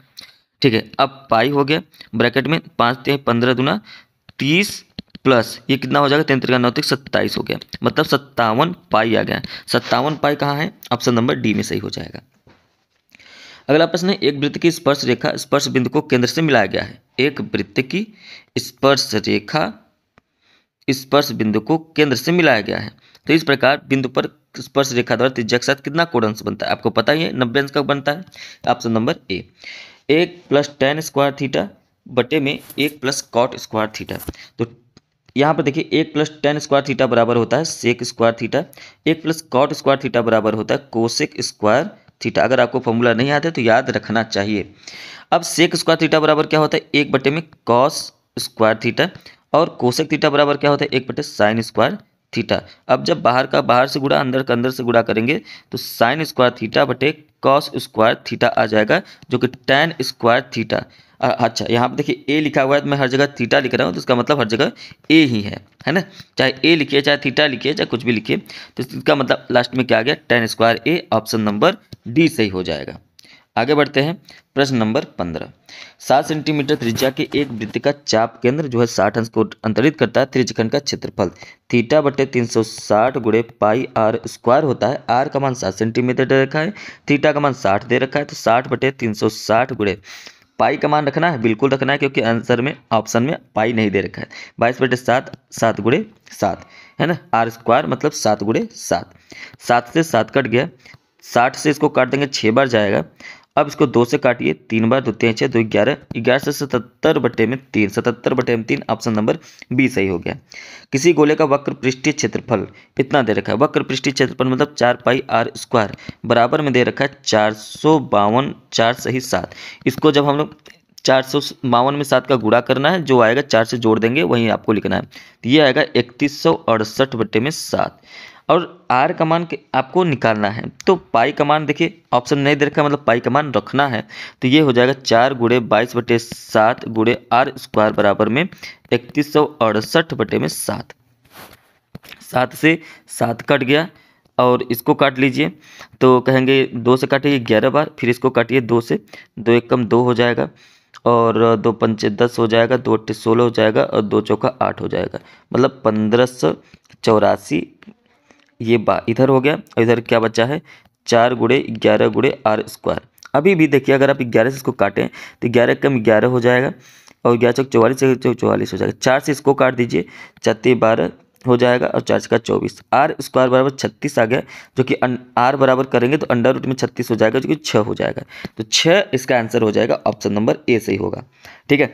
द्विघात बहुपद 4x square minus 4x plus minus 1 के शून्यकों का गुणनफल। शून्यकों का गुणनफल आपको पता होना चाहिए। शून्यकों का गुणनफल होता है c बटे में a। तो यहाँ पे देखिए ax square plus bx plus c होता है। a का मान 4 दे रखा है, b का मान -4 दे रखा है, c का मान -1 दे रखा है। तो c का मान मतलब -1, a का मान मतलब 4, -1 बटे 4। ऑप्शन नंबर बी सही हो गया। अगला प्रश्न देखते हैं। अगला प्रश्न दे रखा है कि द्विघात समीकरण इतना का विभक्तिकर क्या होगा। देखिए, जब विभक्तिकर पूछे तो होता है d बराबर बी स्क्वायर माइनस 4ac।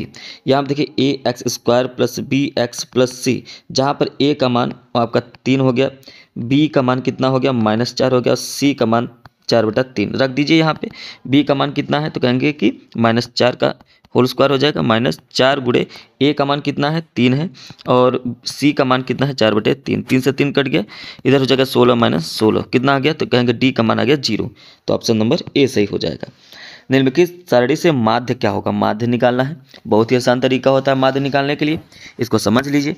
देखिए, आप कभी भी, मैंने आपको स्टार्टिंग में ही बताया कि बड़ा नंबर देख के आप माध्य मत निकालिए, कि जो भी बारंबारता में बड़ा हो निकाल लीजिए। ये 80% 90% सही होता है, बाकी हमेशा गलत ही होता है। 90% सही होता है कि कभी अब मान लीजिए यहाँ पे 10 आपने देखा, तो ये 20-30 वर्ग सही होगा। ये सिर्फ बहुलक में होता है। बहुलक है, अगर आपने सबसे बड़ा इसमें से अंक देखा 10, तो यही आपका माध्यिका वर्ग बहुलक वर्ग हो जाएगा। माध्यिका वर्ग में कभी कभी सही होता है, 90% सही होता है, 80%, लेकिन हमेशा नहीं सही होगा, गलत हो जाएगा। तो माध्य निकालने का एक ही फार्मूला होता है। इसको मैं थोड़ा सीरियस कर लेता हूँ, जिससे थोड़ा सा जगह बचे।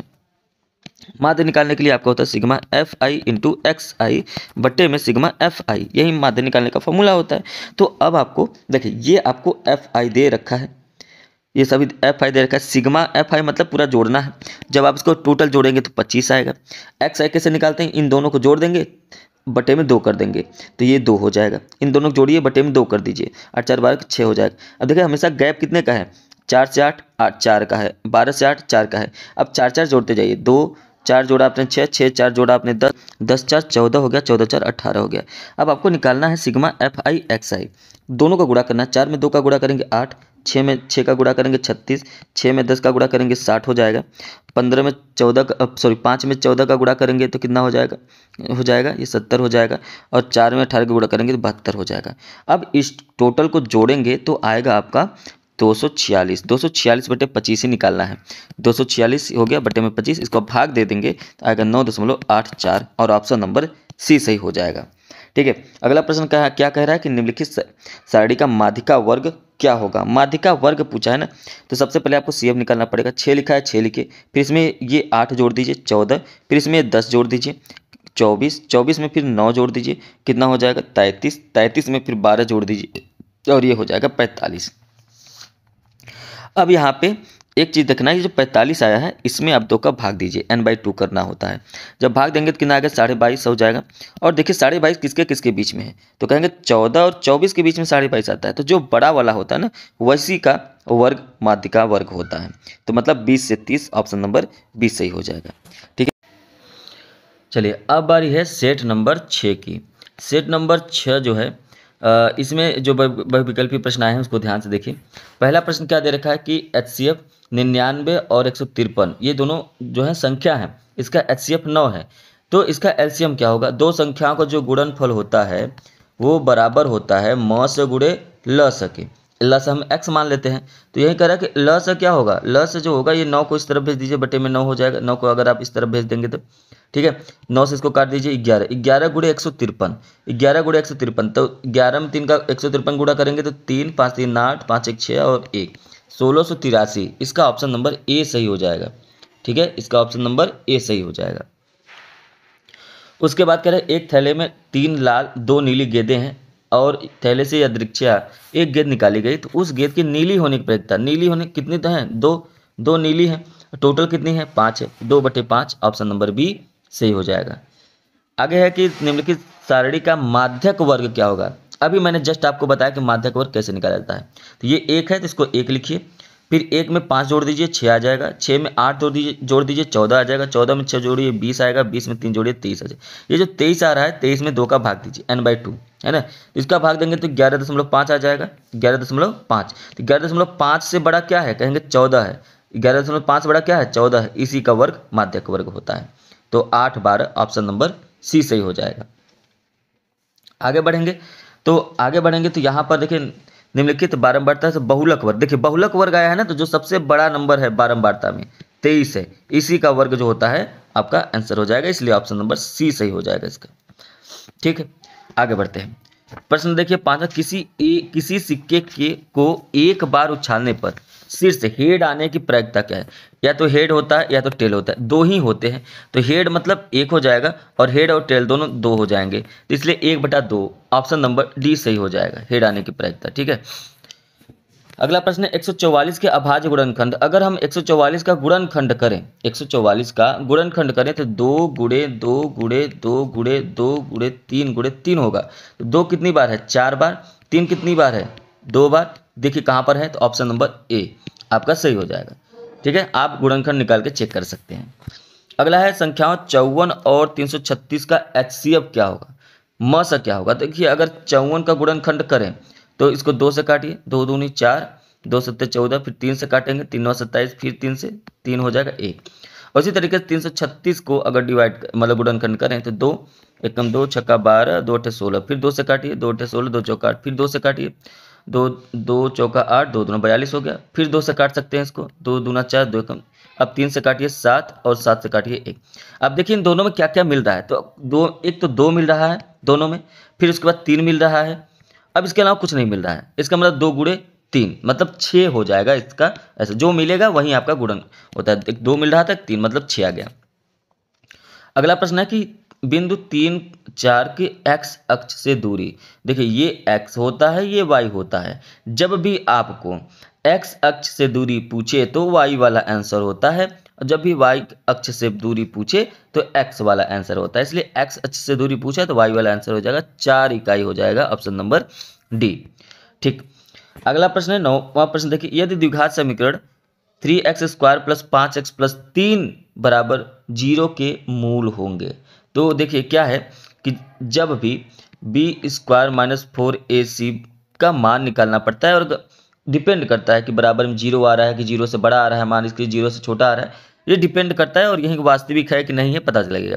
ये देखिए ax² + bx + c है, तो b का मान कितना है 5 का स्क्वायर माइनस 4 गुणे a का मान कितना है 3 है, और c का मान कितना है 3, 25 माइनस 4 12 23 36, जो भी मान आ रहा है वो माइनस में आ रहा है, और जब माइनस में आता है तो ये जो मूल है वो वास्तविक नहीं होंगे, ऑप्शन नंबर सी सही हो जाएगा। ठीक है, इस तरीके से निकालते हैं। अगला प्रश्न है समीकरण x माइनस वाई बराबर 2 x प्लस वाई बराबर 2 का हल क्या होगा। देखिए, जब भी x माइनस वाई और x प्लस वाई दे तो आपको क्या करना है, x का मान कैसे निकालेंगे, इन दोनों को जोड़ दीजिए और 2 से भाग दे दीजिए, तो कितना आ जाएगा 2। और जब y का मान निकालना हो तो इन दोनों को घटा दीजिए तो 0 आएगा, इसको 2 का भाग दे दीजिए तो 0 आ जाएगा। तो x का मान 2, y का मान 0, ऑप्शन नंबर डी सही हो जाएगा। अगला प्रश्न, दो संख्याओं का योगफल और अंतर 8 और 2 है तो संख्या क्या होगी। अभी यही प्रश्न है, सेम यही प्रश्न है। दो संख्याओं का योगफल 8 है, मतलब x प्लस वाई बराबर 8। दो संख्याओं का अंतर 2 है, x माइनस वाई बराबर क्या है 2 है। तो कह रहा है कि संख्याएं क्या होंगी, एक संख्या x है, एक संख्या y है। तो x कैसे निकालेंगे, इन दोनों को जोड़ दीजिए, 8 2 10 बटे 2 से भाग दीजिए, कितना आएगा 5। और जो y हो जाएगा इन दोनों घटाइए, कितना आ जाएगा, घटाएंगे 6 बटे में 2, कितना आ गया 3, 5 और 3, ऑप्शन नंबर बी आराम से निकाल सकते हैं। क्लियर है, समझ गए होंगे उम्मीद है। समांतर श्रेणी 10 7 4 का 20वां पद क्या होगा, 20वां पद निकालना है तो टी 20वां पद क्या हो जाएगा, ए का मतलब 10 प्लस एन का मतलब वही 20 माइनस 1, डी का मान कितना है, 4 में 7 घटाइए, 7 में से 10 घटाइए तो -3 आ जाएगा, -3 रख देते। 10 प्लस -3 का गुणा करेंगे तो ये प्लस नहीं होगा बल्कि अब ये माइनस हो जाएगा, तो -60 प्लस 3 हो जाएगा। अब ये क्या हो गया, तो कहेंगे कि 10 में से जो है 60 घटाएंगे तो -50 हो जाएगा, प्लस 3 हो जाएगा, अब ये -47 हो जाएगा। माइनस क्या हो जाएगा, 47 हो जाएगा, इसलिए ऑप्शन नंबर सी हो गया सही। 5 सेंटीमीटर त्रिज्या के वृत्त के केंद्र से 13 सेंटीमीटर दूर स्थित एक बिंदु से खींची गई स्पर्श रेखा की लंबाई क्या होगी।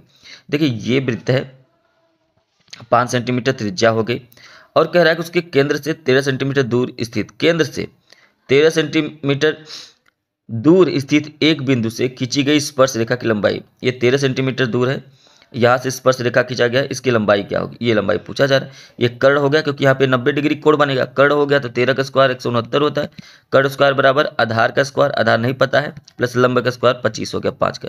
इसको इस तरफ भेज देंगे तो 25 घटा देंगे, इसमें से कितना आएगा, ये आ जाएगा 9 में से 5 का 4 और 1 मिनट, 9 में से 5 गया 4 हो जाएगा, 4 हो जाएगा 144 बराबर एक्स स्क्वायर। तो x का मान निकालना होगा तो अंडर रूट में 144 जो कि 12 सेंटीमीटर हो जाएगा, ऑप्शन नंबर डी सही हो जाएगा 13 का। क्लियर है, आगे बढ़ते हैं प्रश्न नंबर 14। 7 सेंटीमीटर भुजा वाले दो घनों के सिरों को मिलाकर रखा गया है प्राप्त ठोस का संपूर्ण पृष्ठ। देखिए, एक घन ये हो गया, ठीक है, और जो दूसरा घन है वो इस तरीके से हो गया, इस तरीके से, ये देखिए दूसरा घन हो गया। तो दोनों को मिला दिया गया 7 सेंटीमीटर, ये भी 7 सेंटीमीटर, ये भी, तो टोटल जो लंबाई हो गई वो 14 हो गया, ठीक है। और ये जो चौड़ाई हो गई ये तो 7 ही है, और जो ये ऊंचाई होगी ये भी क्या है, 7 ही है। तो यहाँ पर ये समझना है कि जो ये क्षेत्रफल होता है संपूर्ण पृष्ठ क्षेत्रफल, अब ये घनाभ बन गया, पहले घन था लेकिन अब घनाभ, घनाभ का जो संपूर्ण पृष्ठ क्षेत्रफल होता है 2LB plus BH plus HL होता है। तो रखेंगे 2, L का मान है 14 गुणे 7 प्लस 7 गुणे 7 प्लस, और यहाँ पर क्या हो जाएगा 7 गुणे 14, तो ये क्या हो गया 14 से 98 प्लस 7 से 49 प्लस 98 और मल्टीप्लाई 2।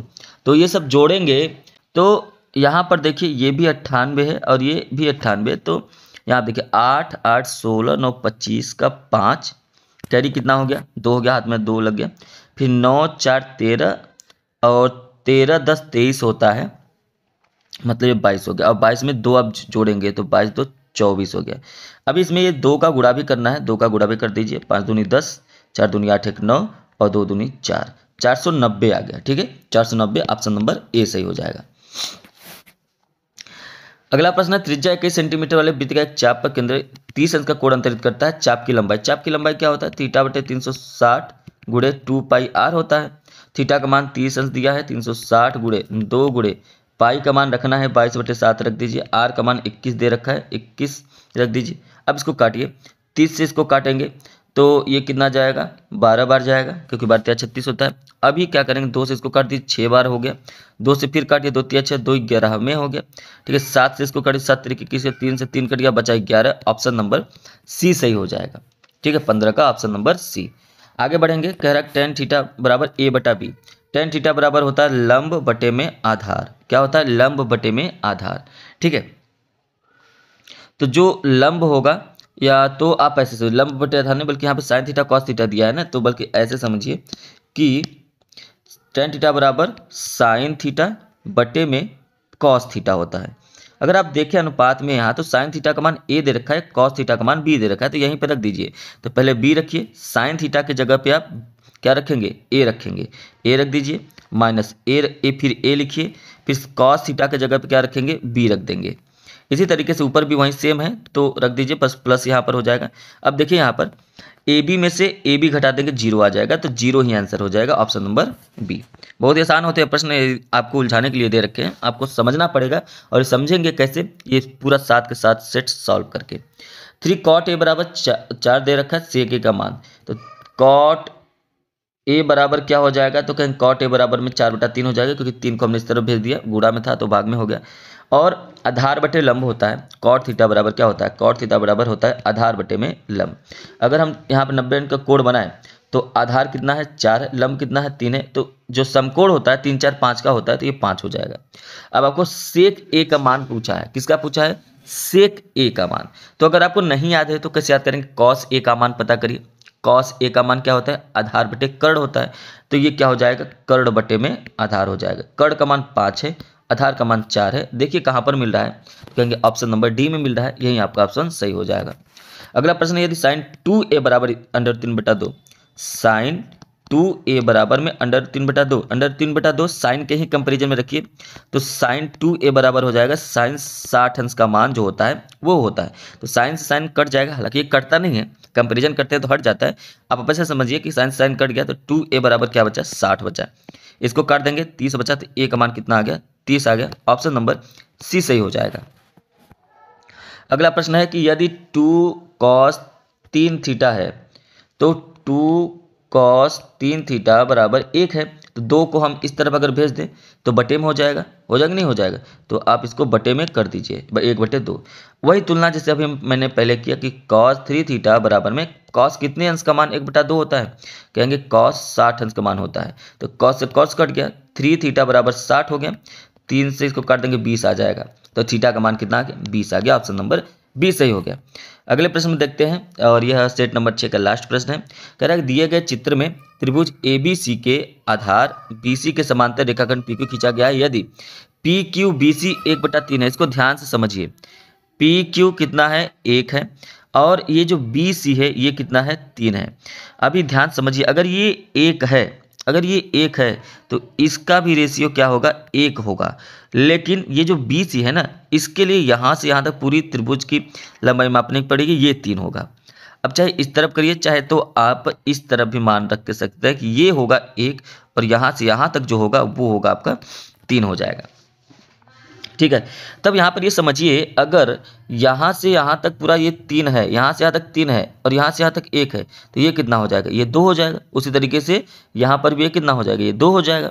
तो आपसे पूछा क्या है, आपसे पूछा है AP बटे में BP, तो AP का मान कितना है, 1 है, और BP का मान कितना है, 2 है, तो ये 1/2 हो जाएगा, मतलब 1 रेशियो में 2 आंसर हो जाएगा, ऑप्शन नंबर ए सही हो जाएगा। उम्मीद है सभी प्रश्न आपको समझ में आ गए होंगे। अब चलते हैं सेट नंबर 7, जो 2025 का अंतिम सेट है। क्लियर है, अगर आपको पूरा पेपर सॉल्व करके देखना है तो वो मैंने डिस्क्रिप्शन में लिंक दे रखा है, आप उस पर क्लिक करके देख सकते हैं, पूरा का पूरा पेपर सॉल्व करा दिया है। चलिए अब बारी है सेट नंबर 7 की, ठीक है। चलिए देखिए स्टार्ट करते हैं। सबसे पहला प्रश्न क्या कह रहा है कि दो संख्याओं AB और इसका जो HCF है वो 5 है, इनका LCM 200 है, तो AB का मान ज्ञात करिए। आप यहाँ से इस बात समझिए कि दो संख्याओं का जो गुणनफल होता है वो बराबर होता है लस और मस के, जो मस दे रखा है वो 5, जो लस दे रखा है वो 6 और 200, तो 5 में 200 का गुणा करेंगे तो ये आएगा 1000, और यही AB का गुणनफल ही तो है, इसलिए ऑप्शन नंबर बी सही हो जाएगा। अगला प्रश्न है 4√3 क्या है, तो यह एक अपरिमेय संख्या है। जब भी अंडर में कोई ऐसा मान दे रखा रहे जिसका जो है गुणनखंड ना हो पाए, जैसे कि मान लीजिए हमने जो है 21 दे रखा है, अगर यहीं पे 16 दे रखा है तो 16 का 4 हो जाएगा, लेकिन 21 का जो है वो नहीं हो पाएगा, इसलिए ये एक अपरिमेय संख्या है। 4√3 अगर है तो इसमें अंडर रूट 3 का अब ये फैक्टर नहीं हो सकता है, इसलिए यह एक अपरिमेय संख्या होती है। 20 25 का एलसीएम 100 है, तो एलसीएम क्या होगा 20 गुणे 25, दो संख्याओं का गुणनफल बराबर लस गुणे मस, तो मस हमको नहीं पता है, तो अब क्या होगा 20 गुणे 25 बट्टे में क्या हो जाएगा 100, 25 चौका 100, 4 पंचे 20, कितना आ गया 5। ऑप्शन नंबर डी सही हो गया। आगे बढ़ते हैं, प्रश्न नंबर 4 देखिए, कह रहा है कि अब यहाँ पर यदि 1/x² प्लस 6 बराबर में 1/10 है, तो x का मान, तो तिर्यक गुणा कर दीजिए, 10 में 1 का गुणा करेंगे 10 आएगा, x² 6 में 1 का गुणा करेंगे x² प्लस 6 ही आएगा। अब यहाँ पे 6 को इस तरफ भेज दीजिए, 10 - 6 बराबर x² बराबर क्या आ गया, तो कहेंगे 4 आ गया। x बराबर क्या आ गया, अंडर रूट में 4 आ गया, इसको बाहर करेंगे तो प्लस माइनस 2 हो जाएगा, ऑप्शन नंबर बी सही हो जाएगा। प्रश्न नंबर 5 क्या कह रहा है कि यदि समीकरण 2x² - 8x प्लस सी के जो है मूल जो है बराबर है, तो सी का मान क्या होगा अगर इसके मूल बराबर हैं तो।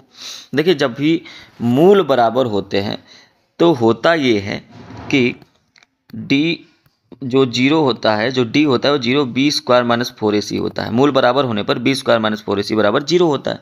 तो अगर ये ax² plus bx plus c से तुलना करें तो a का मान 2 है और b का मान क्या है -8 है, तो 0 बराबर क्या हो जाएगा -8 का होल स्क्वायर -4 गुणे a का मान कितना है 2 है और c का मान तो c ही है। तो अब ये 0 हो गया, बराबर में 8 का स्क्वायर 64 हो जाएगा, -4 दूनी 8c हो जाएगा। तो 8c को इस तरफ भेज दीजिए, 8c बराबर क्या हो गया 64, 8 से इसको काट दीजिए, 8 है 64, c बराबर क्या आ गया 8 आ गया। तो ऑप्शन नंबर डी सही हो जाएगा। ठीक है, यदि बहुपद x² - 3x प्लस 5a बराबर का एक शून्यक 2 है, जब भी एक शून्यक दे रखा है इसका मतलब वही x का मान दे रखा है, तो x का मान दे रखा है तो 2 का स्क्वायर, जहाँ जहाँ पर x है वहाँ पर 2 रख देंगे, -3 गुणे 2 प्लस 5a बराबर में 0। x² का मान 2 स्क्वायर का मान 4 माइनस ये क्या हो जाएगा 2 तिहाई 6 प्लस 5a, 6 में से 4 घटाएंगे तो -2 बराबर -5a, क्योंकि 5a को हमने जी इस तरफ भेज दिया है तो -5 है, माइनस कट जाएगा, a बराबर आ जाएगा 2/5। ऑप्शन नंबर सी सही हो गया है। अगला प्रश्न है कि बहुपद x² - 5x प्लस 6 के शून्यक क्या होंगे। अब देखिए शून्यक निकालना है तो 6 का 2 ऐसा फैक्टर करिए कि गुणा करने पर 6 तो आए लेकिन जोड़ने घटाने पर 5 आए। ठीक है, तो कहेंगे कि ये सर 2 और 3 होगा, 2 और 3 होगा। ठीक है, अच्छा 2 और 3 होगा तो लेकिन 2 + 3 करना पड़ेगा तभी तो 5 आएगा, या 3 + 2 करेंगे तो यहाँ पर देखिए x² - 5 के जगह पे आप लिख दीजिए 2 + 3 लिख दीजिए या 3 + 2 लिख दीजिए, फिर x है प्लस 6 बराबर में 0। अब यहाँ पर x² - 2x - 3x प्लस 6 बराबर में 0 कॉमन लेंगे तो ये क्या हो जाएगा, यहाँ पर x कॉमन लेंगे तो x - 2 हो जाएगा और यहाँ पे 3 कॉमन लेंगे तो x - 2 हो जाएगा। ठीक है, तो x - 2 बराबर 0 एक बार करेंगे और x - 3 बराबर 0 करेंगे तो यहाँ पर देखिए x बराबर में 2 आ जाएगा, यहाँ पे x बराबर 3 आएगा, तो मतलब ऑप्शन नंबर डी सही हो जाएगा, दोनों प्लस में ही आएंगे। ठीक है, अगला है कि बिंदु -5, 6 किस चतुर्थांश में होगा। देखिए चतुर्थांश जो होता है ये प्लस प्लस होता है, ये माइनस प्लस होता है, द्वितीय होता है, ये फर्स्ट है, ये सेकेंड है, ये थर्ड है और ये फोर्थ है, चौथा चतुर्थांश है। तो माइनस प्लस किस में है, द्वितीय में है, इसलिए ऑप्शन नंबर बी सही हो जाएगा। अगला प्रश्न है एक वृत्त की त्रिज्या ए है, त्रिज्या मतलब आर न होके क्या है ए है, तो इसका एक चाप केंद्र पर थीटा को अंतरित करता है, तो चाप की लंबाई θ/360 गुणे 2 पाई आर की जगह पे आपको ए लिखना है। देखिए कहाँ पर है, तो कहेंगे कि अगर आप ध्यान से देखें तो ये है, यही ऑप्शन नंबर बी। ठीक है, θ/360 θ/360 2 पाई ए इंटू है। ठीक है, ऑप्शन नंबर बी सही हो जाएगा। आगे बढ़ते हैं, प्रश्न नंबर 10 कह रहा है दो त्रिभुज हैं ए बी सी और डी ई एफ, कह रहा है कि ये दोनों क्या है समरूप हैं। देखिए और ए और ई का मान दे रखा है, दो त्रिभुज हैं ए बी सी और दूसरा त्रिभुज है डी ई एफ। ठीक है, ए का मान 45 दे रखा है और ई का मान जो है वो कितना दे रखा है, ई का मान जो दे रखा है वो क्लियर नहीं दिख रहा है, 56 मतलब 56 है, ये 56 है। अगर देखिए कभी भी ऐसा प्रश्न देना तो आप हमेशा जान लीजिए कि इन दोनों को जोड़कर 180 में से घटा दीजिए, ये मान निकल जाएगा और ज़्यादा दिमाग लगाने की जरूरत नहीं है ऐसे प्रश्नों में। तो 45 और 56 अगर जोड़ेंगे तो कितना आ जाएगा, 6 5 11 5 9 1 10 101। अब इसके बाद आप क्या करेंगे, घटा देंगे 180 में से तो कितना आ जाएगा 79 आ जाएगा, तो ऑप्शन नंबर डी सही हो जाएगा। ऐसे ही प्रश्नों को लगाना है। यदि cos a बराबर 5/13 तो tan a बराबर होता है लंब बटे में आधार। लंब बटे में क्या होता है, आधार होता है। ठीक है, ये क्या होता है, कॉस ए बराबर क्या होता है, तो कहेंगे कि आधार बटे में जो होता है कर्ण होता है। अगर हम समकोण त्रिभुज बनाएं तो कर्ण आपको 13 दे रखा है, आधार आपको 5 दे रखा है, ये नहीं पता है, तो 13 का स्क्वायर 169 होता है, आधार का स्क्वायर 25 हो जाएगा, मतलब 5 का स्क्वायर प्लस ये जो इसको h मान लेते हैं तो ये h का स्क्वायर इधर भेज देंगे तो -25 हो जाएगा, तो ये 144 आ जाएगा एच स्क्वायर। तो एच का मान कितना आ गया, तो एच का मान 12 आ गया। तो आप कहेंगे कि ये जो एच है ये 12 है। ठीक है, टेन थीटा का मान पूछा है, टेन ए का मान, लंब कितना है तो कहेंगे 12, आधार कितना है तो 5, 12/5 इसका आंसर होगा, ऑप्शन नंबर ए सही हो जाएगा। आगे है कि यदि कॉस थीटा बराबर 1 तो टेन थीटा बराबर, देखिए 1 लिखा हुआ है, कॉस कितने अंश का मान जो होता है वो 1 होता है, तो आप कहेंगे कि कॉस 0 अंश का मान होता है। तो कॉस थीटा बराबर कॉस 0, 1 के जगह पे आप कॉस 0 लिख सकते हैं, तो आप कहेंगे कि कॉस से कॉस अगर कट गया तो थीटा का मान कितना आ गया, 0 आ गया, तो थीटा के जगह पे 0 भी लिख सकते हैं। टेन 0 अंश का मान कितना होता है, कहेंगे टेन 0 अंश का मान 0 ही होता है, इसलिए ऑप्शन नंबर बी सही हो जाएगा। नेक्स्ट है टेन टू टेन 30 अंश, तो टेन 30 अंश का मान कितना होता है, तो कहेंगे टेन 30 अंश का 1/√3 होता है, हमने रख दिया, और 1 प्लस टेन स्क्वायर थीटा है तो 1 प्लस 1/√3 का होल स्क्वायर कर दीजिए, क्योंकि ये स्क्वायर है। ठीक है, आगे ये ऊपर क्या होगा, 2/√3 टोटल बटे में क्या हो जाएगा, ये 1 प्लस 1/3 हो जाएगा। अब यहाँ पे एलसीएम लेंगे तो 2/√3 टोटल बटे में क्या हो जाएगा, कहेंगे यहाँ पे 3 कम 3 4/3। अब क्या हो जाएगा, 2/√3 और गुणे में 3/4 हो जाएगा। अब यहाँ पे क्या करेंगे, 2 से इसको काट देंगे, 2 आ जाएगा, तो √3 से इसको काट देंगे तो √3 आ जाएगा, तो ये आ जाएगा √3/2, ऑप्शन नंबर ए सही हो जाएगा 13 का। आगे बढ़ते हैं प्रश्न नंबर 14, कह रहे टेन अल्फा बराबर साइन अल्फा, ऐसा कौन सा मान है जो अल्फा अल्फा होने पर टेन और साइन का मान बराबर हो जाए। तो आप कहेंगे अल्फा का मान जो है वो 0 ही होगा, साइन 0 अंश का मान 0 होता है, अल्फा टेन 0 अंश का मान 0 होता है, बराबर हो गया कि नहीं हो गया, तो मतलब 0 अंश आपका आंसर सही हो जाएगा, दिमाग लगाना है। अगला प्रश्न है कि यदि एक वृत्त जिसकी त्रिज्या 6 सेंटीमीटर है, इसका एक त्रिज्यखंड केंद्र पर 60 अंश का कोण अंतरित करता है, त्रिज्यखंड का क्षेत्रफल थीटा/360 गुणे पाई आर स्क्वायर त्रिज्यखंड का क्षेत्रफल होता है। थीटा का मान 60 दे रखा है और पाई का मान आपको नहीं रखना है, क्योंकि हर ऑप्शन में पाई दे रखा है, तो पाई का मान नहीं रखना है। आर का मान आपको 6 दे रखा है, तो 6 गुणे 6 कर दीजिए, 6 36 होता है, 36 से इसको काट दीजिए 10 बार, 0 से ये 0 कट जाएगा, 6 पाई आंसर आ जाएगा, ऑप्शन नंबर बी सही हो जाएगा। अगला है कि यदि ए सेंटीमीटर भुजा के दो घनों को संलग्न फलकों को मिलाकर रखा जाए तो बनने वाले ठोस का पृष्ठीय क्षेत्रफल, अभी जस्ट मैंने इसके पहले प्रश्न आपको कराया, तो यहाँ पे देखिए लंबाई कितना हो जाएगा, क्योंकि जब एक घन था, ठीक है, एक घन था तो इसकी भुजा सिर्फ एक थी, लेकिन जब दूसरा घन इसमें जुड़ा तो ये भी है 2a, मतलब लंबाई आपका 2a हो जाएगा, चौड़ाई आपका जो है वो a ही रहेगा, ऊंचाई भी a ही रहेगा। ठीक है, तो यहाँ पर क्या होगा 2lb plus bh plus hl होता है, 2lb, l का मान क्या है 2a गुणे a प्लस a गुणे a प्लस ये भी a गुणे 2a हो जाएगा, है ना, hl का मान। अब देखिए इसके बाद 2 यहाँ पे हो जाएगा 2a square plus a square plus ये क्या हो जाएगा 2a स्क्वायर, 2 2 4 1 5a स्क्वायर, 2 गुणे 5a स्क्वायर, 2 में 5 का गुणा करेंगे 10a स्क्वायर, कहाँ पर है, कौन से ऑप्शन में, ऑप्शन नंबर सी में है, यही आंसर हो जाएगा। अगला प्रश्न है कि निम्नलिखित सारणी का माध्य क्या होगा। ठीक है, तो माध्य करने के लिए देखिए एफ आई इंटू बटे एक्स आई होता है, मैं इसको इरेज कर दे रहा हूँ, थोड़ा सा स्पेस बच जाएगा मेरे पास, तो F I into X I होता है, F I sigma F I into X I का मान निकलना पड़ता है, सिग्मा एफ आई मतलब यहाँ पर इसको टोटल आपको जोड़ना पड़ेगा, 12 बनता है, यही एफ आई है, इसको आप टोटल जोड़ देंगे तो ये आ जाएगा 20, है ना, 5 4 9 और 7 4 11 11 9 20, ठीक है 20 आ जाएगा। अब आपको एक्स आई निकालना है तो इन दोनों को जोड़ना पड़ेगा, इन दोनों को जोड़ेंगे तो कितना आएगा, तो कहेंगे इन दोनों को जोड़ेंगे तो 10 ही आएगा, और उसके बाद 2 से भाग देंगे तो 5, दोनों में 10 10 का डिफरेंस है तो 10 10 जोड़ते जाइए 15, ये 25 और ये 35 हो जाएगा। ये आपका अभी को निकल के आया एक्स आई, लेकिन एफ आई इंटू एक्स आई है ना, मतलब ये जो एफ आई है इसमें इस एक्स आई का गुणा करेंगे, 5 चौका 20, फिर 5 का 15 में गुणा करेंगे 75, 4 का 25 में गुणा करेंगे तो 100, और 7 में 35 का गुणा करेंगे तो 245। अब इसको टोटल जोड़ना है, टोटल जोड़ेंगे 440 आएगा। तो sigma F I X into X I का मान है 440 बट्टे में ये सिग्मा एफ आई का मान है 20। तो इसको 0 से 0 काट दीजिए, ये काट दीजिए, 22 आ जाएगा। ऑप्शन नंबर डी सही हो जाएगा। ठीक, आगे बढ़ते हैं प्रश्न नंबर 18। निम्नलिखित सारणी का माध्यिका वर्ग ज्ञात करने के लिए मैंने आपको बताया था, अगर किनारे किनारे बड़ा अंक नहीं दे रखा है तो बीच में अगर बड़ा अंक दे रखा है तो वही माध्यिका वर्ग होता है। तो 10 से 15 आपका आंसर हो जाएगा। 10 से 15 मतलब ऑप्शन नंबर ए सही होगा। लेकिन इसको चेक भी तो करेंगे, क्योंकि 90% ये सही होता है, 10% तो सही होता नहीं है। इसको लगाने का तरीका क्या होता है ये भी चेक कर लेंगे। देखिए कैसे चेक करेंगे, पहले समझते हैं। इसको इरेज करते हैं।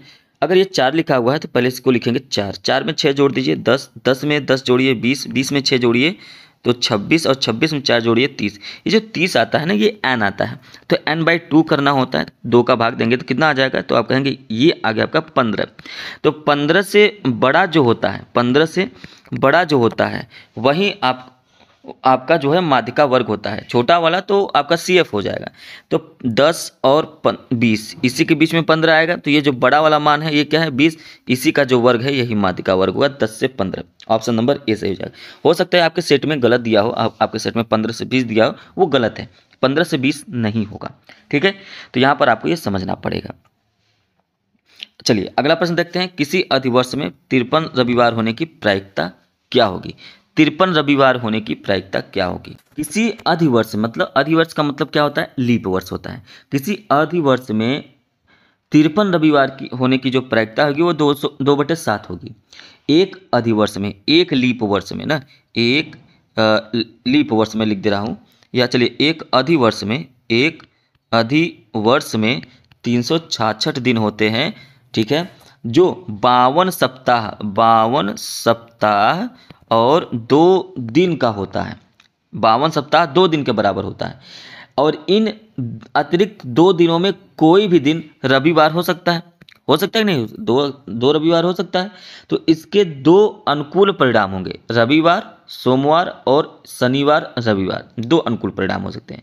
तो यहाँ पर ये समझना है कि 53 रविवार होने की जो प्रायिकता हो जाएगी वो क्या हो जाएगी, 2 अतिरिक्त दिन है। सप्ताह का मतलब 7 होता है, तो क्या हो जाएगा 2/7। ठीक है, अगला प्रश्न है, यह लास्ट प्रश्न है और ध्यान रखिएगा, अगर आपका पूरा सेट करने का मन है तो सेट 7 का या सेट 1 2 3 4 5 6 7 सातों सेट मैंने आपको करा दिया है। डिस्क्रिप्शन में लिंक है, प्लेलिस्ट ओपन करिए, चेक कर लीजिए।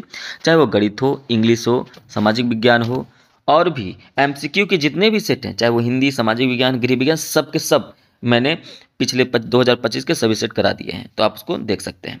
चलिए लास्ट प्रश्न करते हैं। वीडियो अच्छा लगेगा तो लाइक शेयर जरूर करिएगा।